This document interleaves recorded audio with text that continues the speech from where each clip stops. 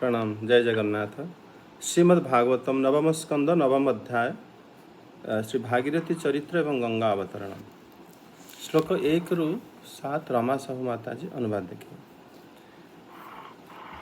शिशुक उवाच अंशुमंश तपस्तेपि गंगा नयन काम्यया कालं महान्तं नाशक्रोततः कालेन संस्थितः दिलीपस्तस्तुतस्तद्वस्तक्तः कालमेयिवान् भागीरथस्तस्य पुत्रस्तेऽपि स सुमहत्तपः दर्शयामास तं देवी प्रसन्ना वरदास्मिते इत्युक्तः स्वमधिप्रायं संशसावनोत् नृपः कोऽपि धारयिता वेगं पतन्त्या मे महीतले अन्यथा भूतलं भित्त्वा नृपयास्ते रसातलम् किं चाहं न भुवं यास्ते नरा मध्यामृजत्याघं सृजामि तदघं कृत राजंस्तत्र विचिन्त्यतम् साधवो न्यासिनः शान्ता ब्रह्मिष्ठा लोकोपावनः। श्री भागीरथ उवाच साधवो न्यासिनः शान्ता ब्रह्मिष्ठा लोकोपावनः हरन्त्यघ्नं ते अङ्गसङ्गस्ते स्वास्ते ह्यमद्धिहरिः धारयिष्यति ते वेगं रुद्रस्त्वात्मा शरीरिणां यस्मिन्नोतमिदं प्रोक्त विश्वं षाटिव तन्तुषु। अनुवाद। जय श्री जगन्नाथ प्रभु जी प्रणाम। प्रणाम। ओम नमो भगवते वासुदेवाय। ओम नमो भगवते वासुदेवाय। ओम गुरुर्ब्रह्मा गुरुर्विष्णु गुरुर्देव महेश्वर गुरु साक्षात् परम ब्रह्म तस्मै श्री गुरवे नमः। तस्मै श्री गुरवे नमः। गुरु चरणारविंदे प्रणाम। श्री सुखदेव कही चले, हे परीक्षित, गंगा को आनिबा लागि अंशुमान बहु वर्ष धरी घोर तपस्या कले, किंतु तांकु सफलता मिलिला नाही। कालक्रमे से मरीगले। अंशुमानक पुत्र दिलीपी मध्ये सेही परी तपस्या कले, किंतु से भी फल हेला नाही। कालक्रमे तांकर भी मृत्यु होइगला। पुनश्च दिलीपଙ୍କ पुत्र भगीरथ बहु तपस्या कले। तांक तपस्या रे प्रसन्न होई भगीरथ गंगा तांकु दर्शन देले एवं कहिले, मु तुमको वर देबाकू आसीछि। तांक कथा सुनी राजा भगीरथ बड़ नर्मदार सहित निजर अभिप्राय प्रकाश करी कहिले, आपण मर्त्यलोक को आसंतु। गंगा कहिले, मु जेतेबेले स्वर्गरु ओह्लाई पृथ्वी रे पड़िबी सेतेबेले मोर बेक को धारण करि पारिबा भली केही जणे समर्थ व्यक्ति आवश्यक। ताहा नहेले मु तो पृथ्वी को भेद करी हरे कृष्ण मु तो पृथ्वी को भेद करी रस तलरू चाली जीवी।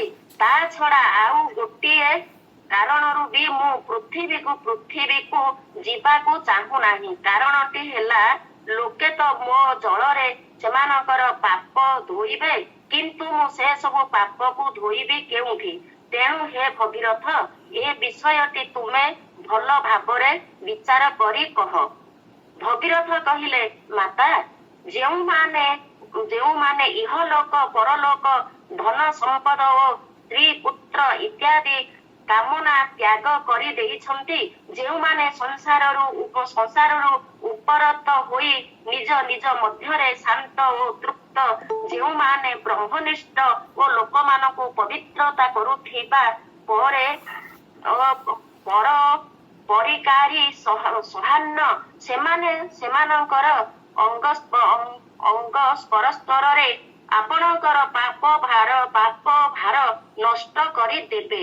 कारण सेमानक हृदय रे अर्घ पाप रूपा अघासुरर विनाशकारी भगवान सर्वदा निवास करिछंती।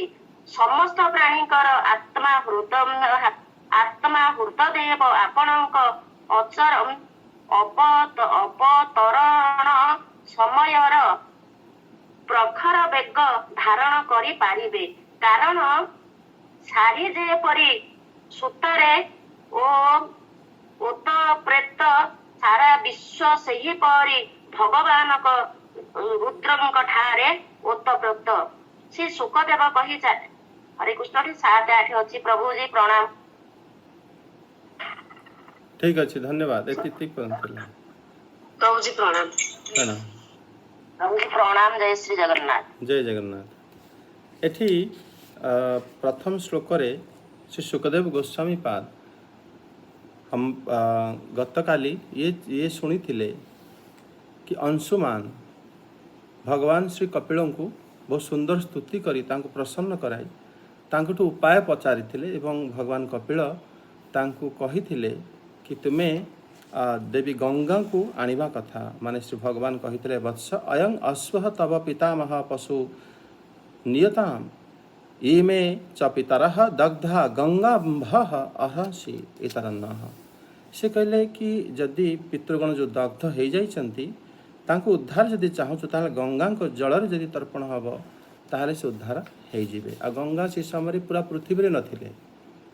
ଏମିତି ନେଇକି ଜଳ ଆଣିକି କେଉଁ ଜାଗାରେ ମାନେ ଆଣିକି ତାଙ୍କୁ ତର୍ପଣ କରିଦେବା। ପୁଣି ସେ 60,000 ଥିଲେ, ସମସ୍ତଙ୍କ ପାଇଁ ସେତିକି ଜଳ ବି ଦରକାର। ସିଏ କିନ୍ତୁ ପୁରା ଗଙ୍ଗା ଜାଗାରେ ହିଁ ନଥିଲେ। ଅଂଶୁମାନ କ'ଣ କଲେ, ଭଗବାନଙ୍କୁ ପରିକ୍ରମା କରି ଅଶ୍ୱକୁ ଆଣି ସେ କ'ଣ କଲେ ନା ଘରେ ଦେଇଦେଲେ। ତାଙ୍କର ବୁଢ଼ା ବାପା ସେ ମାନେ ଯଜ୍ଞକୁ ପୁରା କଲେ। ତାପରେ ରାଜା ସଗର ଅଂଶୁମାନଙ୍କୁ ରାଜ୍ୟ ଦେଇ ଚାଲିଗଲେ। କିନ୍ତୁ ଅଂଶୁମାନ କ'ଣ କଲେ, ଏବେ ଶ୍ରୀ ସୁକଦେବ ଗୋସ୍ୱାମୀ ପାଦ ଶ୍ଲୋକ 1ରେ କହୁଛନ୍ତି ଅଂଶୁମାଞ୍ଚ ଗଙ୍ଗା ନୟନ କାମ୍ୟା ମହନ୍ତଂ କାଲଂ ତପଃ ତେପେ ନ ଅଶ୍ନୋକ୍ଦା। ଯେଉଁ ସେ କହୁଛନ୍ତି କି ଅଂଶୁମାନ ଗଙ୍ଗାଙ୍କୁ ଆଣିବା ପାଇଁ ସେ ବହୁତ କାମନା କରିଥିଲେ। ଆଚ୍ଛା, ଗଙ୍ଗା ନୟନ କାମ୍ୟା ମହତଂ କାଲଂ ତପଃ, ବହୁତ ସମୟ ତପସ୍ୟା ମଧ୍ୟ କଲେ। ତେପେ ନ ଅଶୋକ୍ନୋତ୍ ତତଃ କାଲେନ ସଂସ୍ଥିତ, ସେ ଚେଷ୍ଟା କରି ମଧ୍ୟ ସେ ସମର୍ଥ ହେଲେ ନାହିଁ। ଏଠି ପ୍ରଶ୍ନ ହେଇପାରେ କି ଯିଏ ଭଗବାନଙ୍କୁ ଏତେ ସୁନ୍ଦର ସ୍ତୁତି କଲେ ସେଇ ଅଂଶୁମାନଙ୍କ ଦ୍ୱାରା ମାତା ଗଙ୍ଗା ପଳେଇ ଆସିଥାନ୍ତେ, କିନ୍ତୁ ସେଭଳିଆ ହେଲା ନାହିଁ। କିନ୍ତୁ ସେ କ'ଣ କଲେ ନା ଏଠି ଅଂଶୁମାନ ଚ ଯେଉଁ ଶବ୍ଦ ଚ ଶବ୍ଦ ଅଛି, ଏଠି ଅଂଶୁମାନ ମଧ୍ୟ ଗଙ୍ଗା ନୟନ କାମ୍ୟା, ସେ ଗଙ୍ଗାକୁ ଆଣିବା ପାଇଁ ଚେଷ୍ଟା କରିଥିଲେ। ଯେଉଁ ଚ ଶବ୍ଦରେ ସିଏ ତାଙ୍କର ବୁଢ଼ାପା ଯେମିତି ତାଙ୍କୁ ରାଜଗାଦିରେ ବସେଇ ଦେଲେ, ସେଇଭଳି ଅଂଶୁମାନ ମଧ୍ୟ ପୁତ୍ରକୁ ରାଜ୍ୟକୁ ଦେଇକି ସେ ତପସ୍ୟା କରିବା ପାଇଁ ଯାଇଥିଲେ। ଏବଂ ତପସ୍ୟା କରିବା ପାଇଁ ଯେତେବେଳେ ଯାଇଥିଲେ ନ ଅଶ୍ନୋକ୍ତ, ସେ ସମର୍ଥ ହେଲେ ନାହିଁ। ତତଃ କାଳେନ ସଂସ୍ଥିତ, ସେତେବେଳେ କାଳ ତାଙ୍କର ମାନେ ସମୟରୁ ସଂସ୍ଥିତ ହେଲା, ନିର୍ବାଣ ହୋଇଗଲା, ମାନେ ସିଏ ଶରୀର ଛାଡ଼ିଦେଲେ। ଏଠି ଯେଉଁ ତତଃ କାଳେନ ସଂସ୍ଥିତ, ବାସ୍ତବରେ ସିଏ ସମୟ ଅନୁସାରେ ତାଙ୍କର ପ୍ରାରବ୍ଧକୁ ପୁରା କରିଦେଲେ। କାଳେନ ତତଃ ସଂସ୍ଥିତ ଶବ୍ଦରେ ଆସେ କି ସେ ବାସ୍ତବରେ ତାଙ୍କର ନିଜର ଶରୀରକୁ ପୁରା କରିବା ଅର୍ଥ ସେ ପୁରା ସମୟକୁ ତାଙ୍କର ଯେତିକି ଏ ଶରୀରର ପ୍ରାରବ୍ଧ ଥିଲା, ଆମକୁ ଯେତେବେଳେ ଶରୀର ମିଳେ ଆମର ଗୋଟେ ସମୟ ସୀମା ବା କର୍ମ, ବା ଆମେ କର୍ମକୁ ତ ଆମର ଅଧୀନରେ ଅଛି। ଆମେ ଯେତେବେଳେ ଭଗବଦ୍ ଗୀତା ଭାଗବତ ଶ୍ରବଣ କରି ଆମେ କର୍ମକୁ ପରିବର୍ତ୍ତନ କରିଦିଅନ୍ତି, ସେ ଅନୁସାରେ ଆମକୁ ପରଜନ୍ମରେ କୌଣସି ଆମକୁ ସଦ୍ଗତି ବା ଦୁର୍ଗତି ହେଇଥାଏ। କିନ୍ତୁ ଯେତେବେଳେ ପ୍ରାରବ୍ଧ ଯେ ପର୍ଯ୍ୟନ୍ତ ପୁରା ହେଇନଥାଏ ଆମେ ଶରୀର ଛାଡ଼ି ପାରନ୍ତି ନାହିଁ। ଏଠି ଯେଉଁ ପ୍ରାରବ୍ଧ ପୁରା କଲେ, ସିଏ ପ୍ରାରବ୍ଧ ପୁରା କରିବାର ଅର୍ଥ ହେଲା ସେ ତାଙ୍କର ଭଗବତ ଧାମକୁ ପ୍ରାପ୍ତ ହେଇଗଲେ।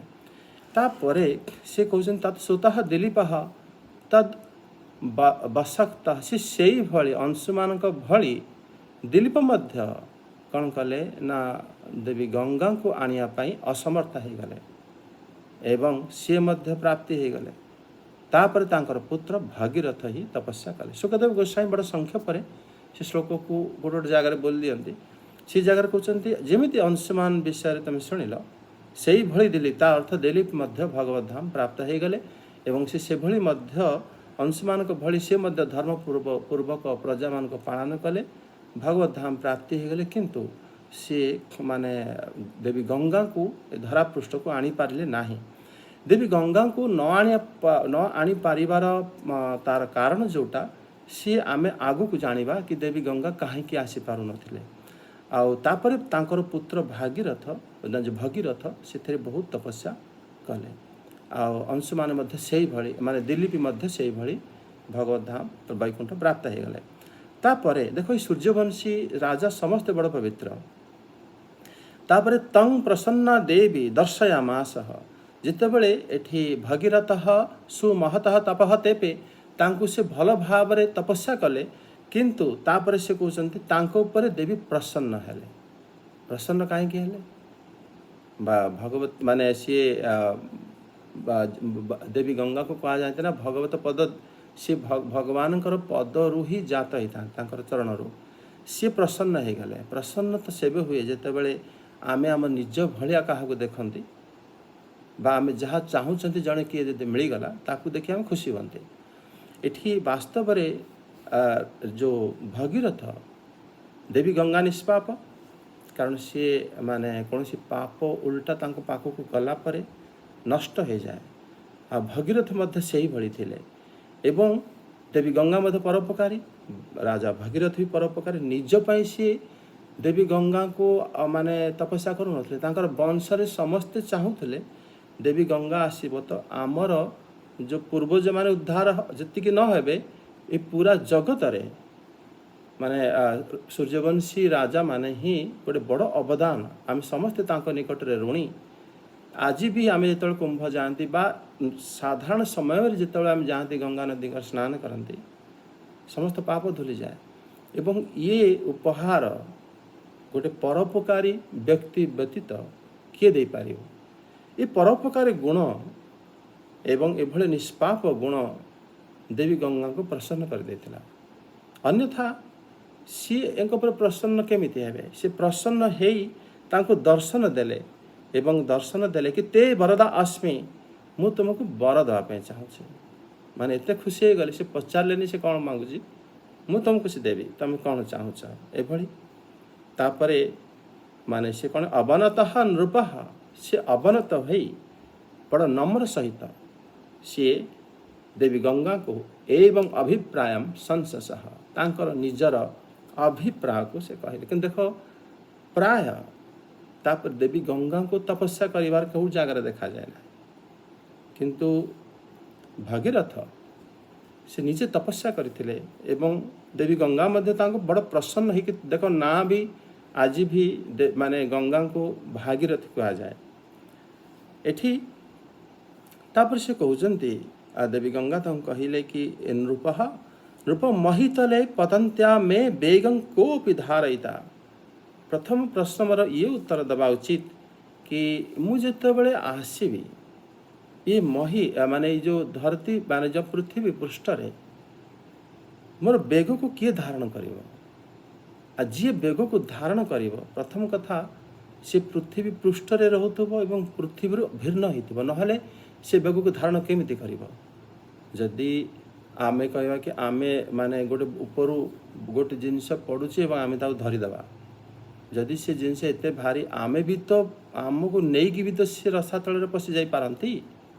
किंतु एमिति जड़े होइथिबा आवश्यक जे पृथ्वी रे रहुथिबे किंतु पृथ्वी भिन्न होइकी से मते धरिकी पुणी से ओह्लाई देवे एभली या विषय चिंता करबा उचित ताहापरे नहले मोर बेग एते अधिक से पृथ्वी पृष्ठ को से कौन करना आघात करी सी ता भीतर से सीधा रसा तल पहुँचब तुमर जो एते जो कष्ट जो तपस्या करिच ता फलवती हो पार ना तापर से कहले किंच अहं भुवः न यास्य नरामयी अघम सृजन्ते तत् अघं कृत सृजामि से प्रथम कहले अघ है पाप कि जो पृथ्वी रे मनुष्य कौन कर बहुत पापी लोक रोचते माने पाप या द्वारा से माता गंगा समस्त को माने पापी कहते तार कारण है क्योंकि आमे जिते बड़े कर्म जगत रे रहंती भारत भूमि रे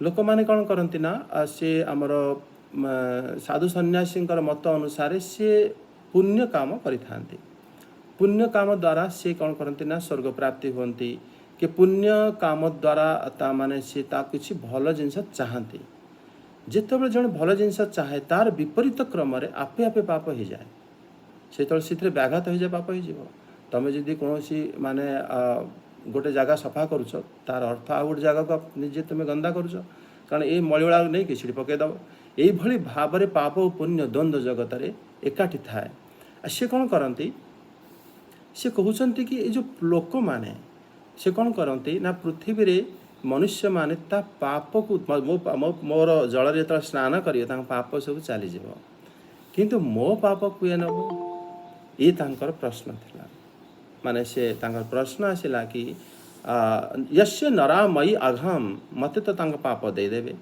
मृजंती तत् आघाम कृत सृजामि मृजा मोर पाप को क्या देवी राजन तत्र विचिंत्या किए विषय मध्य आपण विचार करवा उचित से दुईटी जाक माने कथा को राजा भागीरथंकर से मना करला भलिया कहिसंती सेठी से राजा को कहते ये विषय विचार कर जो विचार कर से भागीरथ प्रथमतः सी तांकर वंश एते महान परोपकारी व्यक्ति माने हृदय रे सबु बेले सी परोपकारी तो सी ही थाए जी वास्तव में श्रीकृष्ण चरण रे माने शरण नहीं थाए ता व्यतीत से परोपकारी हो पारे ना तार कारण ता भितर जदि से परोपकार करें से निजर स्वार्थ थाए जोटा कि बड़ घृणित किंतु जी वास्तव में भगवान शरण रे थाए से परोपकारी थाए तेणु सी संगे संगे उत्तर देले कि नशीना शांता ब्रह्मनिष्ठा लोक पावना साधव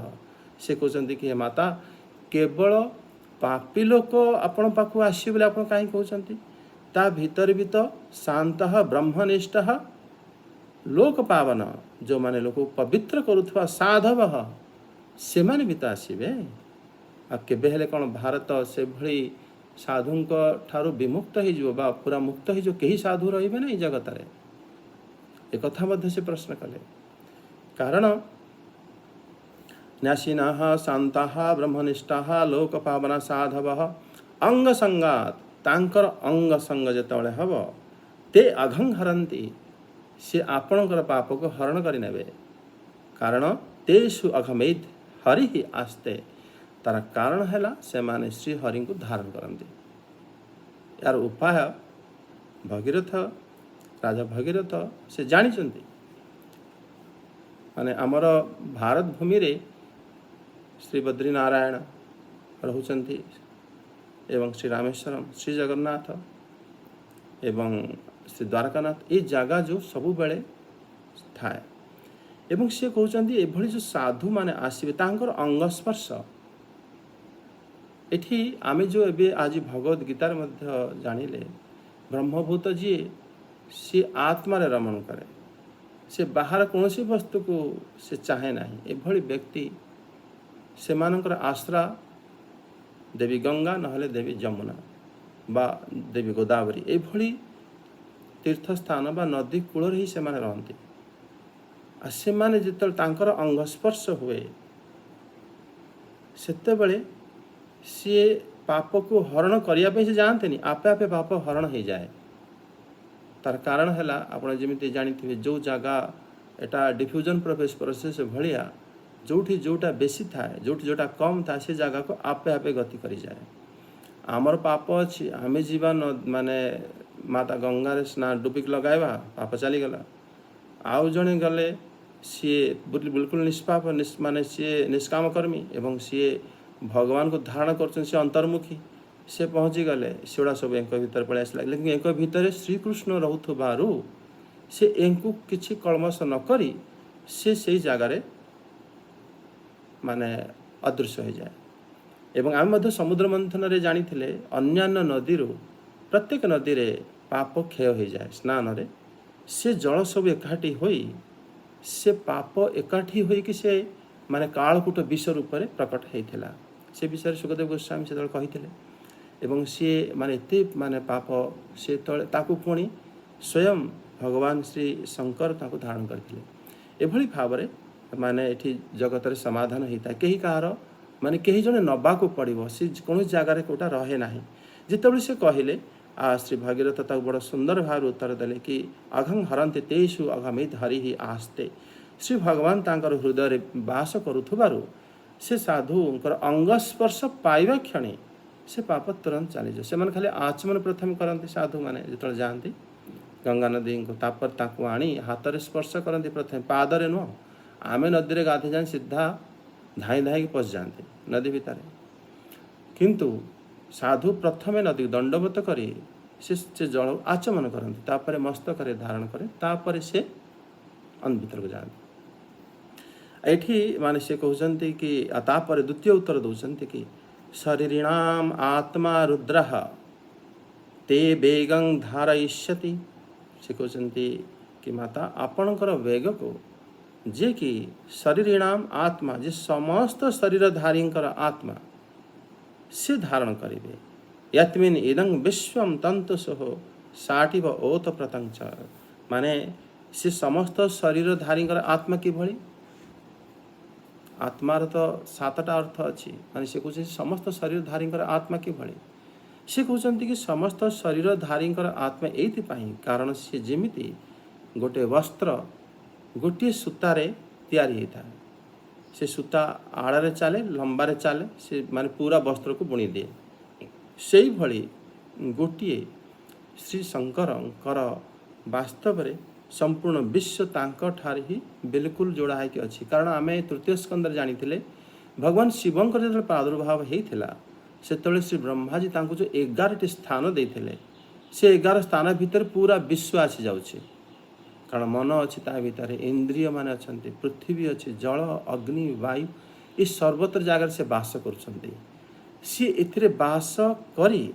मध्य से एथिरो पृथक थांती से कहते आपण सी मध्य आशुतोष से बहुत जल्दी प्रसन्न हो जाते विशेषकर एठी माने राजा भगीरथ एपर्यंत भगवान शिव को प्रार्थना करना तपस्या मध्य करना किंतु से देवी गंगा को उत्तर देदेले कि सी आपन को धारण करेंगे ये जानी कि भगवान अवश्य मत कृपा करेंगे तापर श्लोक 8 रे माने विषय से विषय शुणा माताजी 8 ରୁ 18 श्लोक अनुवाद देखते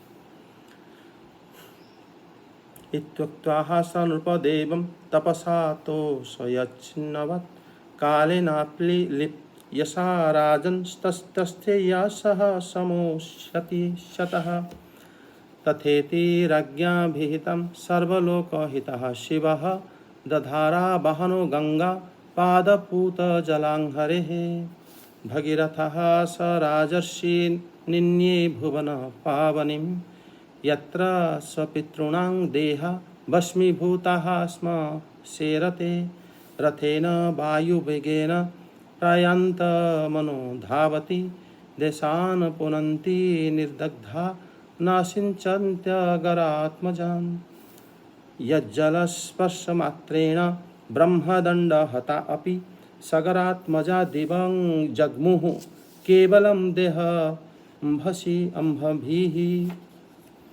भस्मीभूताङ्गसङ्गेन स्वर्यताः सगरात्मजाः किं पुनः श्रद्धया देवीं ये सेवन्ते धृतव्रताः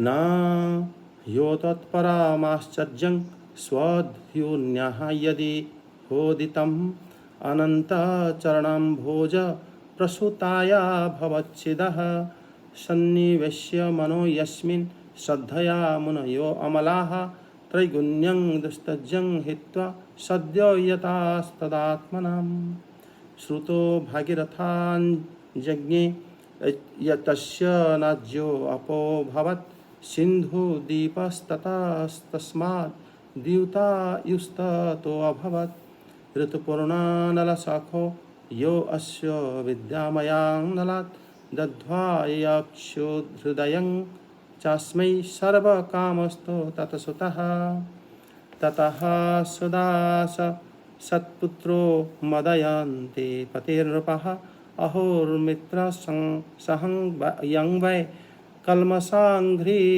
सुतः क्वचित् वसिष्ठशापाद्रक्ष्यो अभूदनपत्यः स्वकर्मणा। अनुवाद। प्रभु जी प्रणाम दंडवत जय श्री जगन्नाथ हरे कृष्ण ओम नमो भगवते वासुदेवाय कृष्णाय गोविंदाय नमः। श्री सुखदेव कहले हे परीक्षित गंगा को एपरी कही राजा भगीरथ तपस्या द्वारा भगवान रुद्र को प्रसन्न करने को चेष्टा कले। अल्प किछि दिन भितरे महादेव तांको उपरे प्रसन्न होई गले। देवदेव महादेवता सकल विश्वर हईतेश्री से तथास्तु कही राजा प्रार्थना स्वीकार कले। तापरे से सावधान होई गंगा को निज शरीर रे धारण कले। भगवान चरणर संस्पर्श पाइथिबारु गंगा जल तो होइथिला परम पवित्र। शिव बा काईकि ताहा शिरे धारण न करते। जेउठारे भगीरथी पितृवर्गर शरीर भस्मीभूत हो जाइथिला राजश्री भगीरथ गंगा को सेठाकु नहीं चलिले। से वायु समान बेगरे चलुवा रथरे बसी आगे आगे चलिले एवं बाटरे पड़ुवा देश मानकु पवित्र करी करी गंगा तांको पछे पछे बही चलिले। एहीपरि भावरे गंगा सागरर संगम स्थल रे पहुंची से सगरंगर जली जाइथिबा पुत्र मानकु सेमानक भस्म को निज पवित्र जल निर्मग्न करदेले। ब्राह्मण को तिरस्कार करथिबारु सगर पुत्र माने भस्म हो जाइथिले। तेणु सेमानक उद्धारर कौनसी उपाय नथिला। तथापि सेमानक शरीरर भस्मावशेष भी गंगा जलर संस्पर्श पाइथिबारु सेमाने स्वर्ग को चलीगले। हे परीक्षित जदि शरीरर भस्म संगे गंगा जलर स्पर्श होइथिबारु सगर पुत्र माने स्वर्ग लाभ कले तेबे से गंगा को जो माने श्रद्धार सहित नियम अनुसार सेवन स्नान पान बा गंगा तटरे निवास आदि करती सेमानक संबंध रे कौन बा अधिक कहवा। गंगा महिमा संबंध रे मु जहा किछि कहली सेथिरे आश्चर्य हबार किछि नहीं। कारण गंगा उत्पन्न होइछनी भगवानकर से चरण कमलरू। जो चरण कमल को श्रद्धार सहित चिंतन करी बड़ बड़ मुनि निर्मल हो जाती और त्रिगुणर दृढ़ बंधन को काटी दे तुरंत भगवत स्वरूप हो जाती। तेणु गंगा संसार बंधन को काटी दे पारिबाटा कौन सी बड़ कथा नुहे। भगीरथी पुत्र नाम सूत्र श्रुत और श्रुतंक पुत्र नाभ। एही नाभ पूर्वोक्त नाभंक ठारु भिन्न। नाभंग पुत्र सिंधुदीप और सिंधुदीपंक पुत्र आयुताऊ। आयुताऊंक पुत्र नाम ऋतुपूर्ण। ऋतुपूर्ण थिले नळंक मित्र। से नळ को पशा खेलिबार कौशल शिखाइथिले और ता बदଳରେ तांकडारू अश्वविद्या शिखिथिले। ऋतुपर्णଙ୍କ पुत्रଙ୍କ नाम सर्वकाम और सर्वकामଙ୍କ पुत्र सुदास। हे राजन सुदासଙ୍କ पुत्रଙ୍କ नाम थिला सौदास और सौदासଙ୍କ पत्नी थिले मदयंती। सौदासଙ୍କୁ केही केही मित्र सह कहନ୍ତି और अन्य केउंटी केउंटी ताकू कल्पास पाद बोली मध्य कुआ जाइछि। से वशिष्ठଙ୍କ शापरू राक्षस हो जाइथिले एवं निज कर्मरू संतानहीन मध्य होइगले। प्रभुजी प्रणाम। जय श्री जगन्नाथ। जय जगन्नाथ। एटी सुखदेव गोस्वामी पाद कहते कि सी ब्रह्मर्षि वशिष्ठंकर श्रापुर राक्षस हो गले एवं निसंतान हो गले। राक्षस हैला परे संतान तांकर जदि हेई थांता ताहले जगत पाई कल्याणकर ही न थांता। एठी देवी गंगा संबंध में सुखदेव गोस्वामी पाद आगे कहते कि सी कौन कले ना इति उक्त सनरूप देवं शिवम तपसा ओतसयत। से निजे भगवान एभली कही से भगवान शिव को प्रसन्न करने को से कार्य कले। तापर हे राजन अल्पीयसा कालेन अल्प समय रे तस्सा सी बहुत कम समय भगवान शिव को प्रसन्न करदे। एटा माने कौन पाई पारला कारण भगवान शिव को प्रसन्न ये करें भगवान शिव हेले आशुतोष। तापर से कहते कि राजा द्वारा जो एभली राज्ञा तथेति एठी भगवान शिवंकर महिमा सुखदेव गोस्वामी जिते गान करते बहुत सुंदर भाव गान करते। सेठी कहते कि माने राज्ञा तथेति राज्ञा विहितं सर्वलोक हिताहसी। से देखिले भगवान शिव प्रसन्न हवा पछे गोटे कारण से कहते कि राजा कौन हेले ना जो राजा से तांकर इच्छा को व्यक्त करते ताकु श्री भगवान देखिले कि जगतर कल्याण एथिरे निहित अछि। देख देवी गंगा जदि आसुचंती ताहले संपूर्ण जगत निष्पाप हम आउ सेतिपाई भगवान शिव तांको परे प्रसन्न हेले। द्वितीय कारण ये भी कहते कि हरे हे पाद पूत जलांग ये श्री हरिंकर चरणस्पर्श परम पवित्र जल। ये दुईटी कारण भगवान शिव तांको परे बड़ प्रसन्न हो गले एवं तुरंत राजी भी हो गले।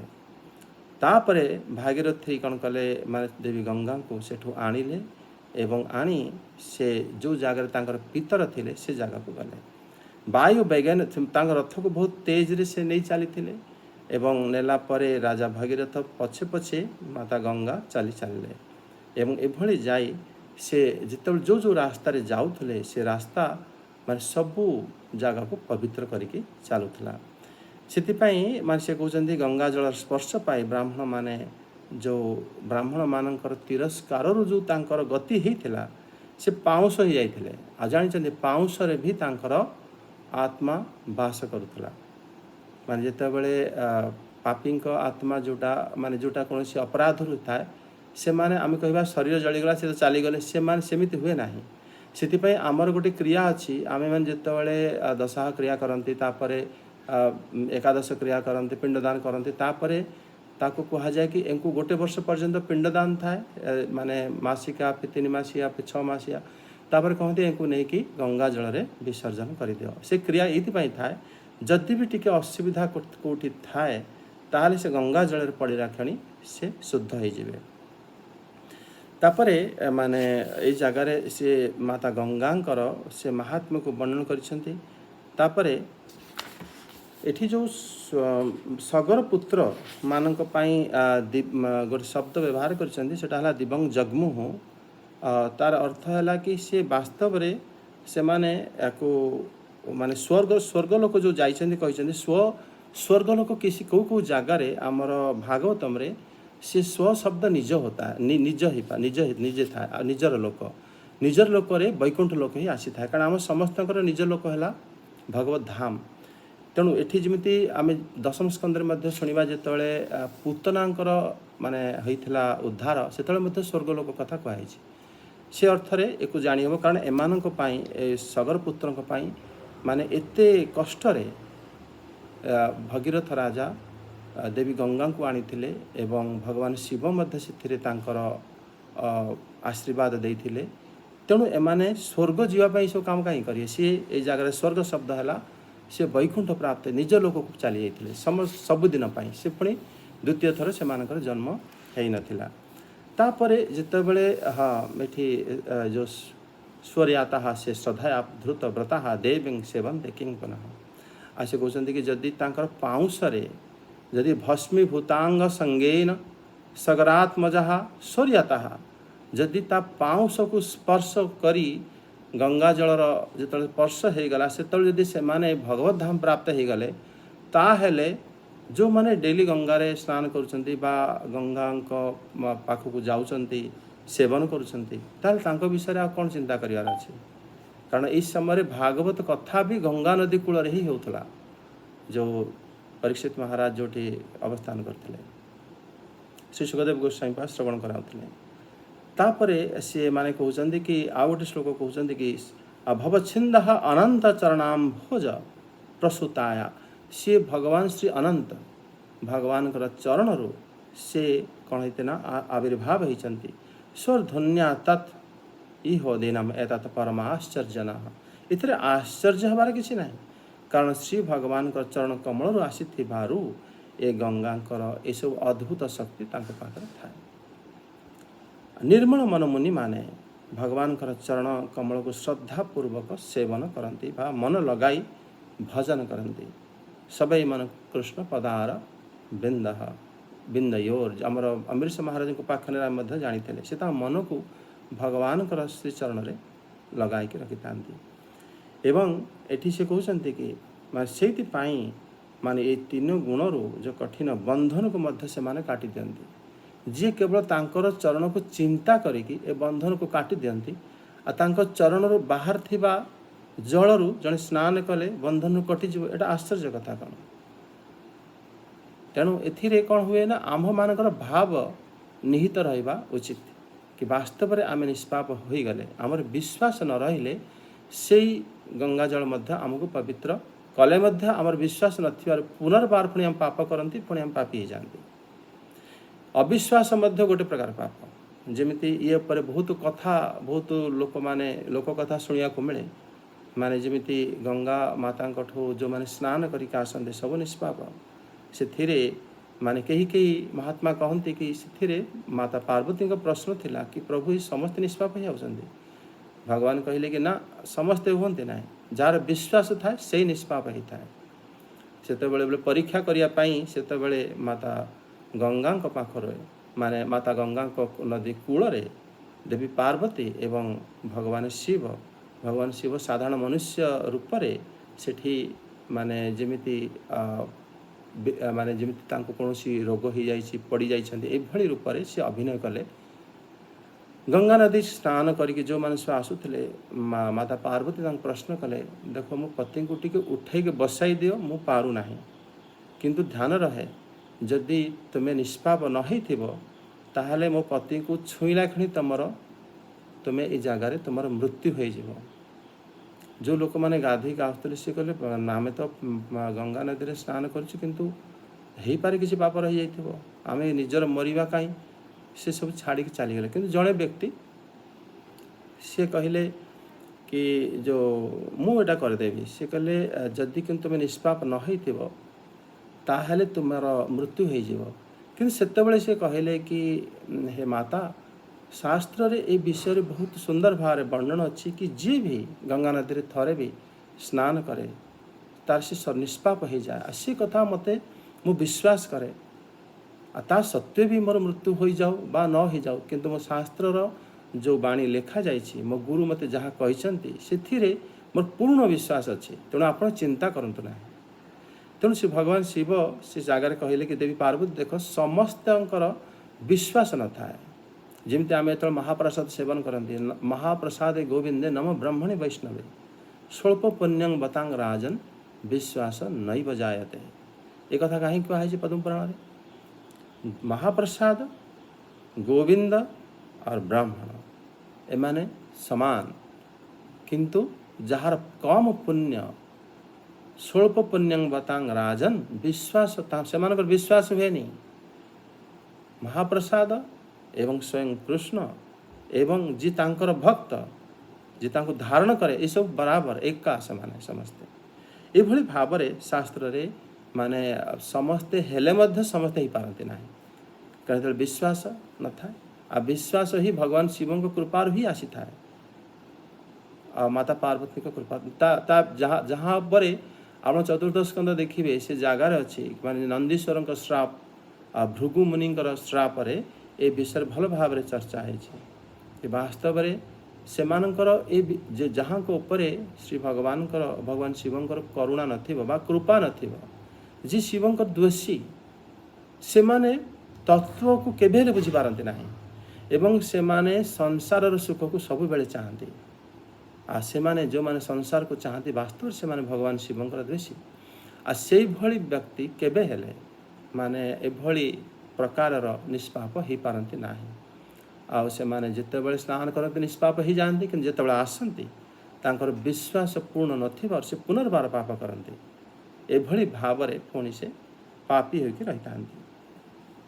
सुखदेव गोस्वामी पाद बहुत सुंदर भाव कहते जहाँ को चरण को चिंता कले स निष्पाप हो जाती लोक मैंने त्रिगुण बंधन काटी दौरान से चरण बाहर थिबा जल कहीं माने निष्पाप न कर आश्चर्य हबार कौन अच्छी ये कथा से सुखदेव गोस्वामी पाद कहते तापर से वंश परंपरार आगू कहते कि भागीरथी पुत्र हेले श्रुत श्रुतंकर हेले नाभ नाभर सिंधुदूप एवं सिंधुदूपर आयुतान आयुतान पुत्र हेले ऋतुपूर्ण ए समय रे प्रायतः कलिजुग आसी जाइथिला कारण आमे देख ब्रह्मांक ठारू ही ए वंश को आमे माने शुणी माने ब्रह्मांक ठारू जेतेबेले ए वंश सूर्यवंश आरंभ होइतिला रास्तार केते थर कलिजुग आसीथिबो केते थर द्वापर केते थर सत्य एमि सब आसी सारिथिबो एवं एठी माने जेतेबेले ब्रह्मांकर जो सूर्यवंश आरंभ होइतिला मरीचि ऋषि ठारू पुणी कश्यप एवं विवस्वान एवं वैवस्वत मनु वैवस्वत मनुकर जो पुत्र इक्ष्वाकु इक्ष्वाकुंकर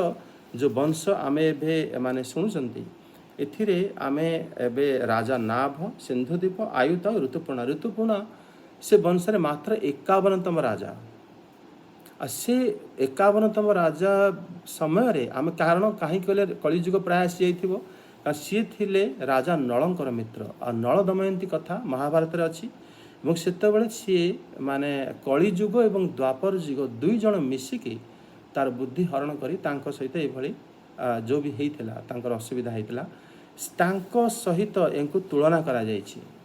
ସୁଖଦେବ ଗୋସ୍ୱାମୀ ପାଦ ବର୍ଣ୍ଣନ କରିଲା ବେଳେ ସିଏ ଯୁଗ କେଉଁ ଯୁଗରେ କ'ଣ ରହିଛି ସେ ଧୀରେ ଧୀରେ ସେ ବତାଇ ମଧ୍ୟ ଦିଅନ୍ତି।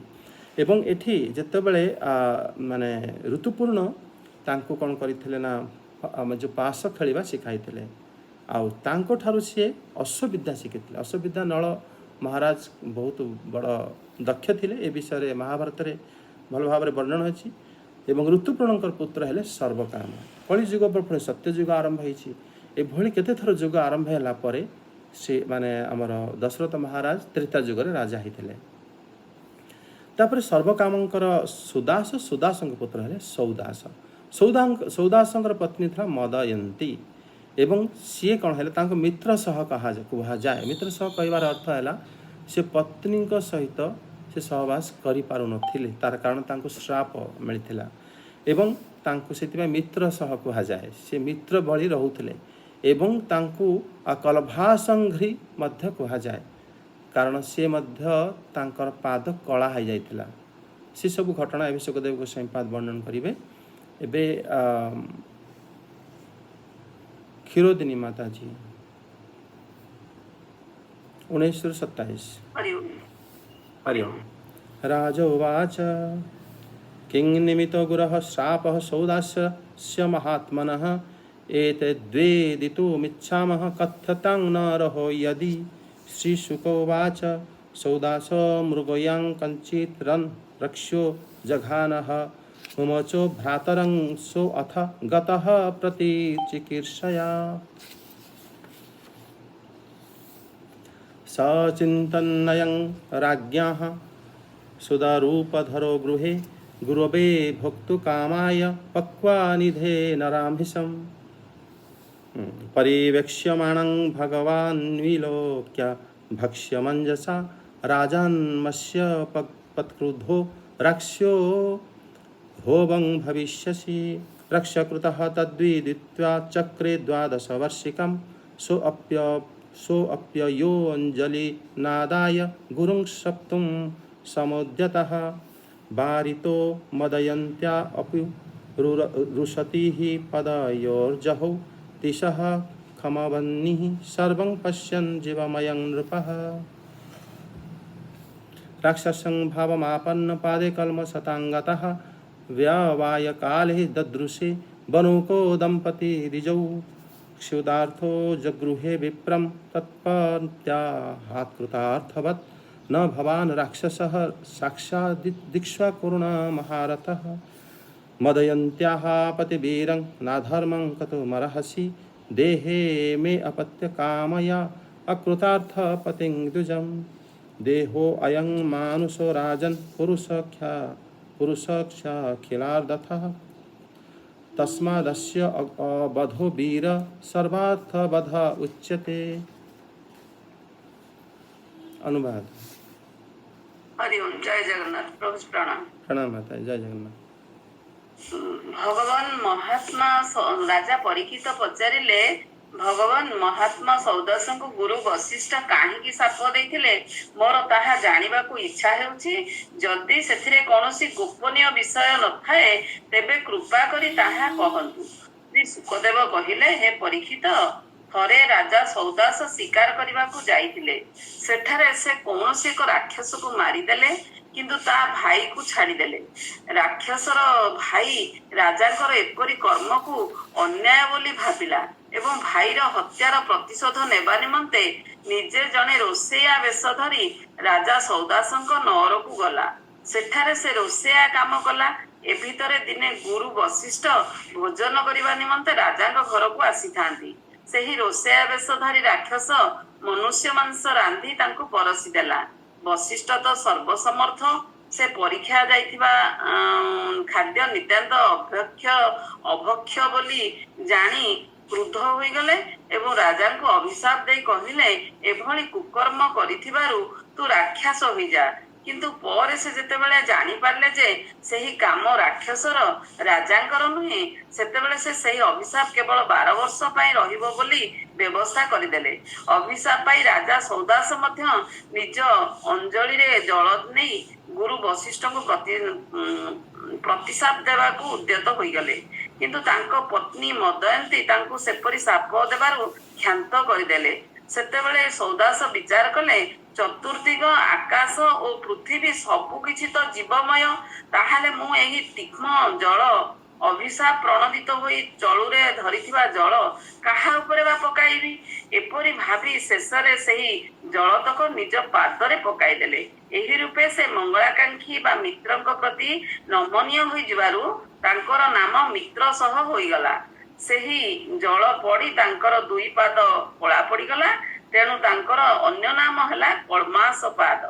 ସେ ଗୁରୁ ଶାପରୁ ରାକ୍ଷସ ହୋଇଗଲେ।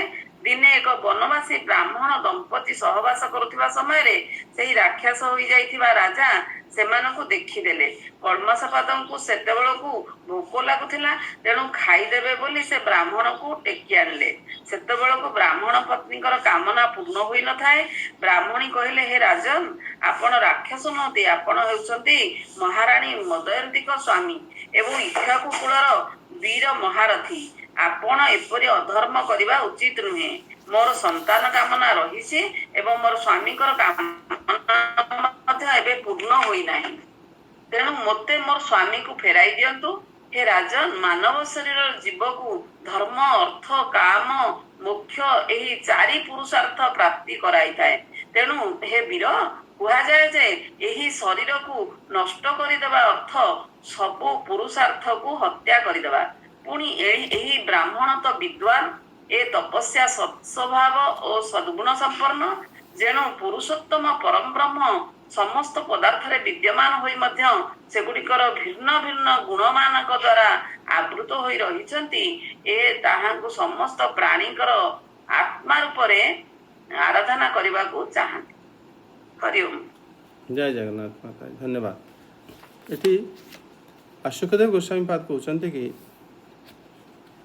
ଯେତେବେଳେ ପରୀକ୍ଷିତ ମହାରାଜ ପ୍ରଶ୍ନ କଲେ କି ସୌଦାସ କି ମହାତ୍ମନ ସୌଦାସସ୍ୟ ଶ୍ରାପ କିଂ ନିମିତ୍ତଃ, ଏମିତି ତାଙ୍କୁ ଶ୍ରାପ କାହିଁକି ମିଳିଲା, ତା କାରଣ କ'ଣ ମୋତେ କୁହନ୍ତୁ। ପୁଣି ଇଏ ବି ଯୋଡ଼ିକି କହିଲେ କି ଏତଦ୍ ଦିବଦିତୁମ୍ ଇଚ୍ଛାମଃ ୟଦି ରହ ନ କଥ୍ୟତାମ୍, ଯଦି କୌଣସି ରହସ୍ୟ ବିନା ଏ ଘଟଣାଟା ଅଛି ତାହେଲେ କୁହନ୍ତୁ। ରହସ୍ୟବଳ ଘଟଣାଟା ସେ ଶୁଣିବା ପାଇଁ ଚାହୁଁନଥିଲେ। ତାର କାରଣ ଥିଲା ରାଜାଙ୍କର ଭାଗବତ ଶ୍ରବଣ 3ୟ ଦିବସ ଚାଲିଥିଲା। କାରଣ ସେ ଭଗବାନ ଶ୍ରୀକୃଷ୍ଣଙ୍କ ବିଷୟରେ ଜାଣିବା ପାଇଁ ଚାହୁଁଥିଲେ, କିନ୍ତୁ ବଂଶାନୁଚରିତ୍ରରେ ସେ ଭଗବାନ ଶ୍ରୀରାମଙ୍କ କଥା ଶୁଣି ତାପରେ ଶ୍ରୀକୃଷ୍ଣଙ୍କ କଥା ଶୁଣିବେ। ତେଣୁ ସିଏ କହିଲେ ଯଦି ଇଏ ମାନେ ସେ ରାଜା ଶ୍ରାପ ଯଦି ସେ ଶ୍ରୀକୃଷ୍ଣଙ୍କ ସହିତ ଯୋଡ଼ି ହୋଇନଥିବ, ଖାଲି ଗୋଟେ କୌଣସି କାରଣ ତାଙ୍କର ହେଇଥିବ, ସେଇଟା ପୁଣି ମୋତେ କୁହନ୍ତୁନି। କିନ୍ତୁ ଶ୍ରୀ ସୁଖଦେବ ଗୋସ୍ୱାମୀ କହିଲେ ଏଥିରେ ଯୋଡ଼ି ହେଇଛି। କାରଣ ଏଥିରେ ଆଗେ ପରଶୁରାମଙ୍କ ଅବତାର ଯେତେବେଳେ ସିଏ ପୁରା ଯୁଦ୍ଧ କରି ମାନେ ସମସ୍ତଙ୍କୁ ନିକ୍ଷତ୍ରିୟ କରିଦେଇଥିଲେ ପୃଥିବୀକୁ 21 ଥର, ପୁଣି ତା ଭିତରେ ମଧ୍ୟ ଭଗବାନ ଶ୍ରୀରାମଙ୍କର ସୂର୍ଯ୍ୟବଂଶୀ କ୍ଷତ୍ରିୟ କେମିତି ଜୀବିତ ରହିଗଲେ, ସେ ଘଟଣା ଏହା ସହିତ ଯୋଡ଼ି ହେଇଛି। ତେଣୁ ସେ କହିଲେ ଏଇଟା କହିଦେବା ଉଚିତ। ନହେଲେ ଯେତେବେଳେ ଆମେ ପରଶୁରାମଙ୍କ ଅବତାର ବିଷୟରେ ଜାଣିବା, ସେତେବେଳେ ଆମେ ଇଏ ଜାଣିବା କି ଭଗବାନ ତ ପୁରା ସବୁ କ୍ଷତ୍ରିୟଙ୍କୁ ନାଶ କରିଦେଇଥିଲେ, ପୁଣି ତା ସତ୍ତ୍ୱେ ବି ଆମର ରଘୁବଂଶୀ କିଭଳି ଭାବରେ ମାନେ ବଞ୍ଚି ରହିଯାଇଥିଲେ, ଚନ୍ଦ୍ରବଂଶୀ ମଧ୍ୟ ରହିଯାଇଥିଲେ। ସେତେବେଳେ ମଧ୍ୟ ଭଗବାନ ଶ୍ରୀକୃଷ୍ଣଙ୍କ ଏବଂ ପାଣ୍ଡବମାନଙ୍କର ଯେଉଁ କ୍ଷତ୍ରିୟ ବଂଶ ସେ ବି ରହିଯାଇଥିଲା, ମାନେ ସେ କେମିତି ସମ୍ଭବ ହେଇଥିଲା। ତେଣୁ ସେ ବିଷୟରେ ସୁଖଦେବ ଗୋସ୍ୱାମୀ ପାଦ ଏହି ଘଟଣାକୁ କହିଛନ୍ତି। ସେତେବେଳେ ଶାସ୍ତ୍ର ଯେତେବେଳେ କୌଣସି ଘଟଣା ହୁଏ ଆମେ ଶୁଣିଲା ବେଳେ ବୁଝିପାରନ୍ତିନି, ଆମେ କହନ୍ତି ଇଏ ବଡ଼ ଭୁଲ କରିଦେଲା, ଏଇଟା ବଡ଼ ଠିକ୍ ହେଲା, ଏଇଟା ଏମିତି ହେବାର ନଥିଲା, ଆମ ବୁଦ୍ଧି ବହୁତ ଲଗାନ୍ତି। କିନ୍ତୁ ବାସ୍ତବରେ ଶାସ୍ତ୍ର ଅଲଗା ହିସାବରେ ସେ କେବଳ ଶ୍ରୀକୃଷ୍ଣଙ୍କ ମହିମାକୁ ହିଁ ଗାନ କରିଥାଏ, ଆଉ କିଛି କରେ ନାହିଁ। ବାକି ଅନ୍ୟାନ୍ୟ ଘଟଣା କେବଳ ତାକୁ ସହାୟତା କରିଥାଏ। ଏଠି ଦେଖନ୍ତୁ ଶ୍ରୀ ସୁଖଦେବ ଗୋସ୍ୱାମୀ ପାଦ କହୁଛନ୍ତି କି ମୃଗୟା ଚରଣ ସୌଦାସ କିଞ୍ଚିତ୍ ରକ୍ଷସ ଘାନ ଭ୍ରାତରଂ ମମୋଚ। ସେ କେବେ ମାନେ କ'ଣ କଲେ ନା, ସେ ଆଖେଟକୁ ଯାଇଥିଲେ ରାଜା ସୌଦାସ।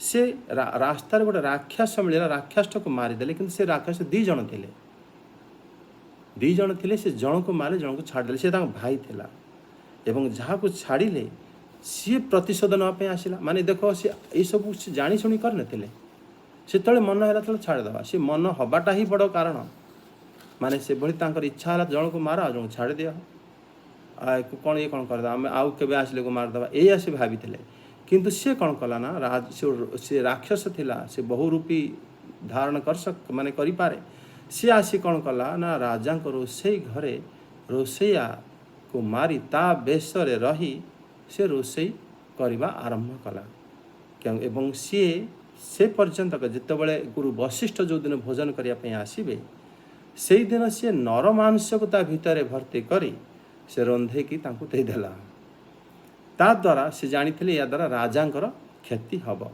सेया हैला एवं वशिष्ठ देव तांको श्राप देले तापर वशिष्ठ देव देख सी ब्रह्मर्षि सी कौन घटनाटा को भल भाव न विचार करके से श्राप देदेले ये मध्य श्री भगवान की इच्छा कारण सबु जगार देखिए छोट छोट भूल हो जाए वशिष्ठ देव मध्य जानी तापर श्लोक 23 श्लोक कहते वशिष्ठ देव जानिले तत रक्ष कृतांग विदित्वा से जानिले कि राक्षसर कृत ये तांकर कृत नुहे राजार किंतु दे सारी श्राप से फेरे हम ना तेणु से 12 वर्ष करदे तार माने देख सब जिनस कौन ना कौन उपाय जमी कहीं आउ जड़े कराऊँच विधि कराऊ थाए एवं एमाने तांको भीतर खेलना भाया खेली था सेटा ही भगवान को लीलार बड़ महात्म्य थाए एवं से कहते कारण एम समस्ते ये ब्रह्मऋषि सी सूर्यवंशी राजा से निष्पाप एवं ता देखु से केमिति परोपकारी थे पर श्लोक विषय से माने सुखदेव गोस्वामी पाद कहते 24 श्लोक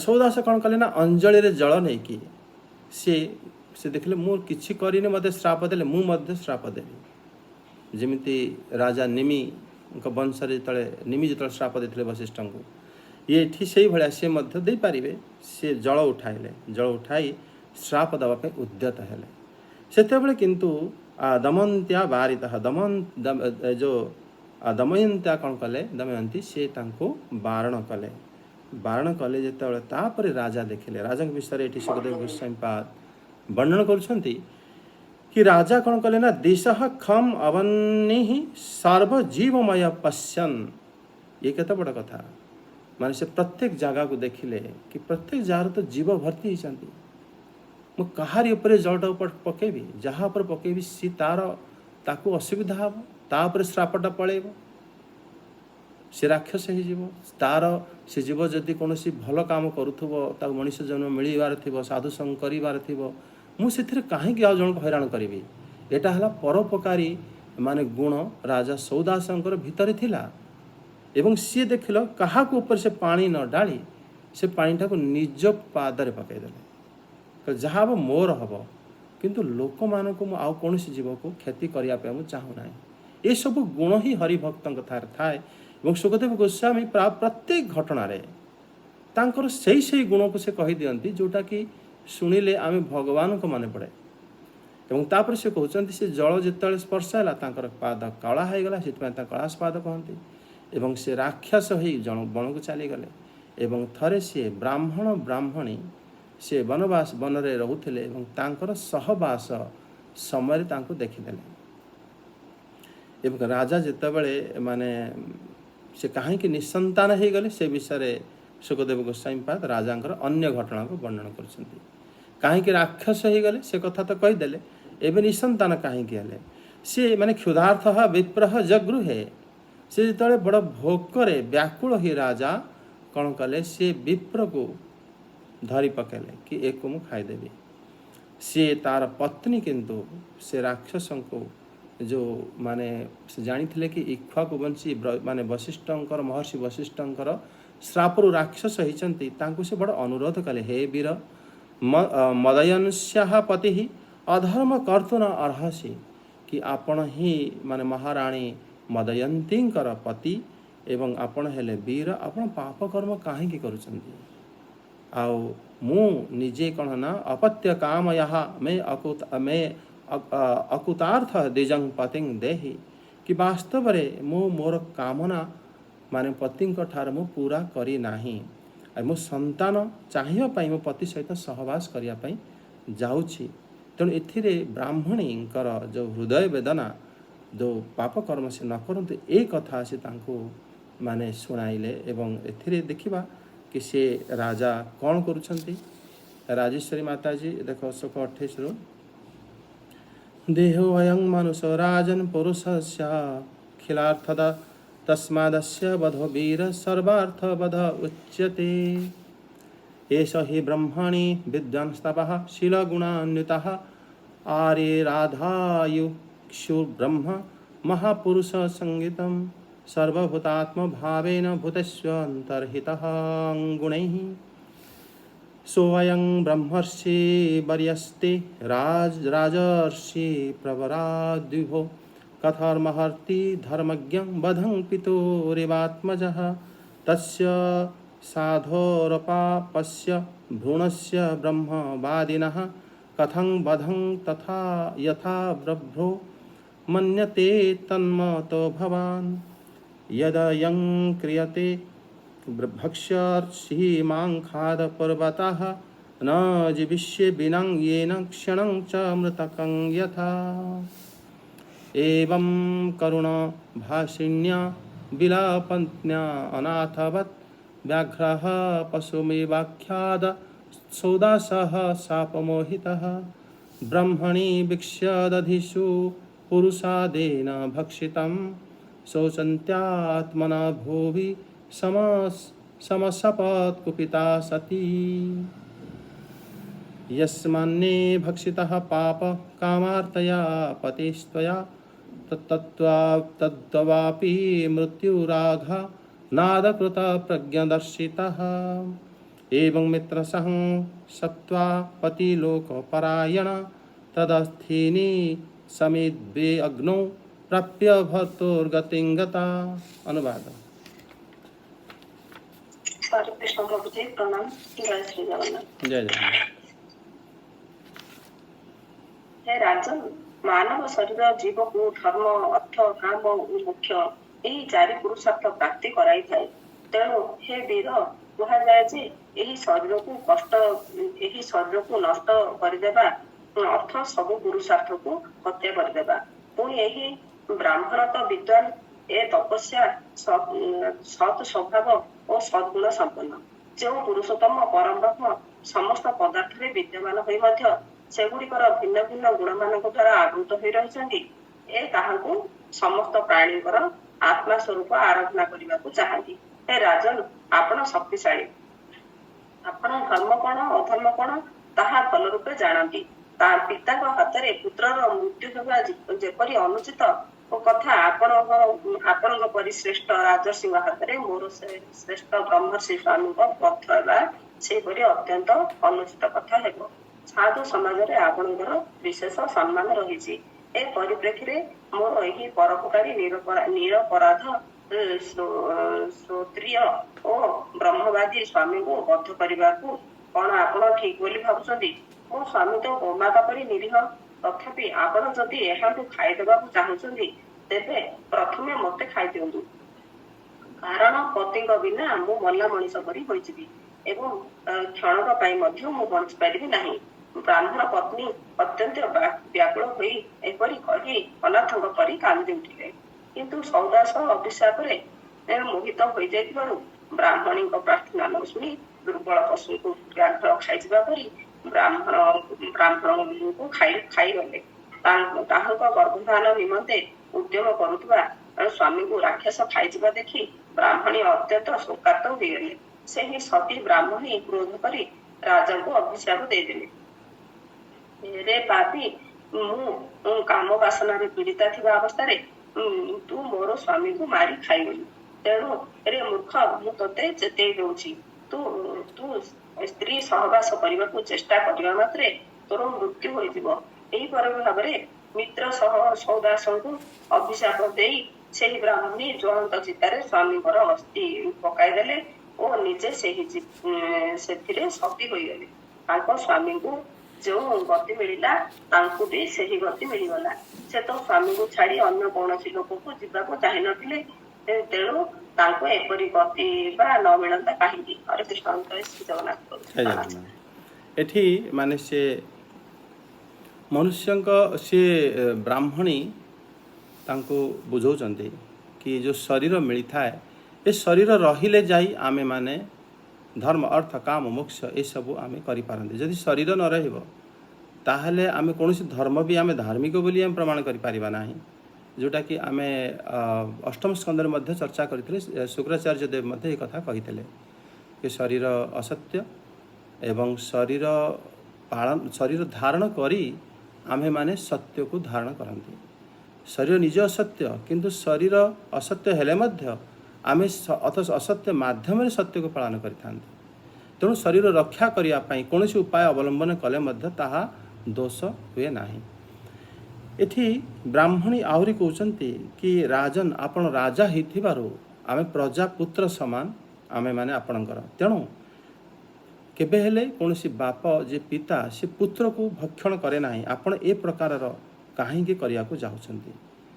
ତାପରେ ସେ ମଧ୍ୟ କହୁଛନ୍ତି ଏ ବ୍ରାହ୍ମଣ ଯିଏ ସିଏ ତପସ୍ୟା ଆଦି ଗୁଣର ସମ୍ପନ୍ନ, ଇଏ ଭଗବାନଙ୍କୁ ମଧ୍ୟ ଆରାଧନା କରନ୍ତି ଏବଂ ଏ ସାଧୁ ଆପଣ ସାଧୁଙ୍କ ଭଳି ଆପଣ ନିରପରାଧ ପଶୁ ମାନେ ସାଧୁ ସ୍ୱଭାବ ବ୍ୟକ୍ତିକୁ ଆପଣ କିଭଳି ଭାବରେ ବଧ କରିବା ପାଇଁ ଉଦ୍ୟତ ହେଉଛନ୍ତି? ମାନେ ସେ କହୁଛନ୍ତି ଯଦି ଆପଣ ଖାଇବା ପାଇଁ ଚାହୁଁଛନ୍ତି ତାହେଲେ ଆପଣ ପ୍ରଥମେ ମୋତେ ଖାଇଦିଅନ୍ତୁ, କାରଣ ଯଦି ମୋର ପତି ଚାଲିଯିବେ ତାହେଲେ ମୁଁ ମଧ୍ୟ ମୃତ ଭଳି ହେଇଯିବି। ଏଭଳି ସେ କରୁଣା ଭରି ମାନେ ବିଳାପ କରିବାକୁ ଲାଗିଲା। କିନ୍ତୁ ସୁଖଦେବ ଗୋସ୍ୱାମୀ ପାଦ କହୁଛନ୍ତି ସାପ ମୋହିତ ସୌଦାସ୍ୟ ବ୍ୟାଘ୍ର ପଶୁମିବ ଅଖାଦବତ୍। ଯେମିତି ମାନେ ବାଘ ଯେମିତି ଖାଇଦିଏ, ଏଇଭଳି ସେ ଶ୍ରାପ ଦ୍ୱାରା ମୋହିତ ହେଇଥିଲେ। ତାଙ୍କୁ ଅଭିଶାପ ମିଳିଥିଲା କି ବ୍ରହ୍ମରାକ୍ଷସ ସେ ବିଷୟରେ ଚିନ୍ତା କରିପାରିଲେ ନାହିଁ ଏବଂ ସେ ତାଙ୍କୁ ଭକ୍ଷଣ କରି ନେଇଗଲେ। ସେ ତାଙ୍କର ଶ୍ରାପ ଚାଲିଛି, ଯେତେବେଳେ ଶ୍ରାପ ଚାଲିଛି ସେ ଶ୍ରାପ ଭିତରେ ସେ ଆମକୁ ଖାଇଦେଲେ, ସେଥିରେ ତାଙ୍କୁ ଦୋଷ କୌଣସି ଲାଗିଲା ନାହିଁ। କିନ୍ତୁ ବ୍ରାହ୍ମଣୀ ଯେଉଁ ଶ୍ରାପ ଦେଲେ ସେଇ ଦୋଷ ତାଙ୍କୁ ଲାଗିଗଲା। ବ୍ରାହ୍ମଣୀ ଯେତେବେଳେ ସେ ଗର୍ଭାଧାନ ପାଇଁ ଉଦ୍ୟତ ଥିଲେ ଦେଖିଲା ପତିକୁ ଖାଇଦେଲେ, ତେଣୁ ସେ ଶୋକାକୁଳ ହୋଇ ବ୍ରାହ୍ମଣୀ କ୍ରୁଦ୍ଧ ହୋଇକି ରାଜାଙ୍କୁ ଶ୍ରାପ ଦେଲେ କି ପାପ ୟସ୍ମାତ୍ କାମାର୍ତ୍ତୟା ମେ ପତି ତୋୟା ଭକ୍ଷିତଃ ହେ ଅକୃତଜ୍ଞ ତବ ଅପି ମୃତ୍ୟୁ ଗର୍ଭାଧାନାତ୍ ଦର୍ଶିତଃ। ଯଦି ତୁମେ କେବେ ବି ତୁମର ପତ୍ନୀଙ୍କ ସହିତ ସଙ୍ଗ କରିବ ସେଇଦିନ ତୁମର ମୃତ୍ୟୁ ହେଇଯିବ। ଏଭଳି ଶ୍ରାପ ତାଙ୍କୁ ସେ ପ୍ରଦାନ କଲେ। ତାପରେ ସେମାନେ କହୁଛନ୍ତି କି ଏଭଳି ଭାବରେ ଯେତେବେଳେ ଶ୍ରାପ ଦେଲେ ପତିଙ୍କ ଅସ୍ଥିକୁ ଯେତେବେଳେ ସେ ଯେଉଁ ବଳିଲା, କାରଣ ଅସୁର ସବୁଡ଼ା ଖାଇଲାନି ବୋଧେ ମାନେ ଅସ୍ଥିକୁ ଛାଡ଼ି ଦେଇଥିବ, ସେ ଅସ୍ଥିକୁ ନେଇକି ସେ କ'ଣ କଲେ ନା କାଠ ଇତ୍ୟାଦି ଆଣି ସଂସ୍କାର କଲେ। ବ୍ରାହ୍ମଣୀ ସେ ଜାଣିଛନ୍ତି ଯାହା ସଂସ୍କାର କରିବା କଥା ଆଉ ସେଇ ତା ଦ୍ୱାରା ସଂସ୍କାର ହେଇଥାଏ। ଯଦି ମାନେ ଆଜିକାଲି ବି ଆମର ସେ ବିଧିରେ ଯେଉଁମାନେ ସବୁ ଆକ୍ସିଡେଣ୍ଟରେ ମରିଯାଆନ୍ତି ସେ ବିଧିରେ ସଂସ୍କାର ହେଇଥାଏ। ତାଙ୍କର କିଛି ଯଦି ମିଳିଗଲା ତାହେଲେ ତାଙ୍କର ସେ ଅନୁସାରେ ତାଙ୍କୁ ସଂସ୍କାର କରାଯାଏ। ଆଉ ମାନେ ଯେଉଁ ଏଠି ତାଙ୍କର ହାଡ଼ରୁ ସେ କ'ଣ ଅସ୍ଥିକୁ ନେଇ ସେ କ'ଣ କଲେ ନା ଅଗ୍ନି ପ୍ରଜ୍ୱଳିତ କରି ତାଙ୍କୁ ସଂସ୍କାର କଲେ। ସଂସ୍କାର କରି ସେ ନିଜେ ତା ଭିତରେ ସତୀ ହେଇଗଲେ ଏବଂ ସିଏ ପତି ଯେଉଁ ଲୋକକୁ ଗଲେ ଇଏ ସେଇ ଲୋକକୁ ଗଲେ। ସୁଖଦେବ ଗୋସ୍ୱାମୀ ଏଭଳି ରହସ୍ୟମୟ ଶବ୍ଦ ଦ୍ୱାରା ଏ ଶ୍ଲୋକକୁ ବନ୍ଦ କରିଦେଲେ। ମାନେ ବାସ୍ତବରେ ଯାହାକୁ କେହି ଭକ୍ଷଣ କରୁଛନ୍ତି ଜଣେ ବ୍ରହ୍ମନିଷ୍ଠ, ସେତେବେଳେ ସେ ଭଗବାନଙ୍କ ବ୍ୟତୀତ ଆଉ କାହାକୁ ଡାକିବ? ସେ ଯୁଆଡ଼ୁ ଗଲେ ଏବଂ ତାଙ୍କର ପତ୍ନୀ ମଧ୍ୟ ସେଇଆଡ଼େ ଗଲେ, ଅର୍ଥାତ୍ ଏ ଦୁଇ ଜଣଙ୍କର ଉଦ୍ଧାର ହେଇଗଲା। ତାପରେ ଶ୍ଲୋକ 37ରୁ 43 ପର୍ଯ୍ୟନ୍ତ ସସ୍ମିତା ସେଠୀ ମାତାଜୀ। ତାପରେ ଆଉ କାହାର ନିଏ ଦିଆହେଇନି କି 49 ପର୍ଯ୍ୟନ୍ତ।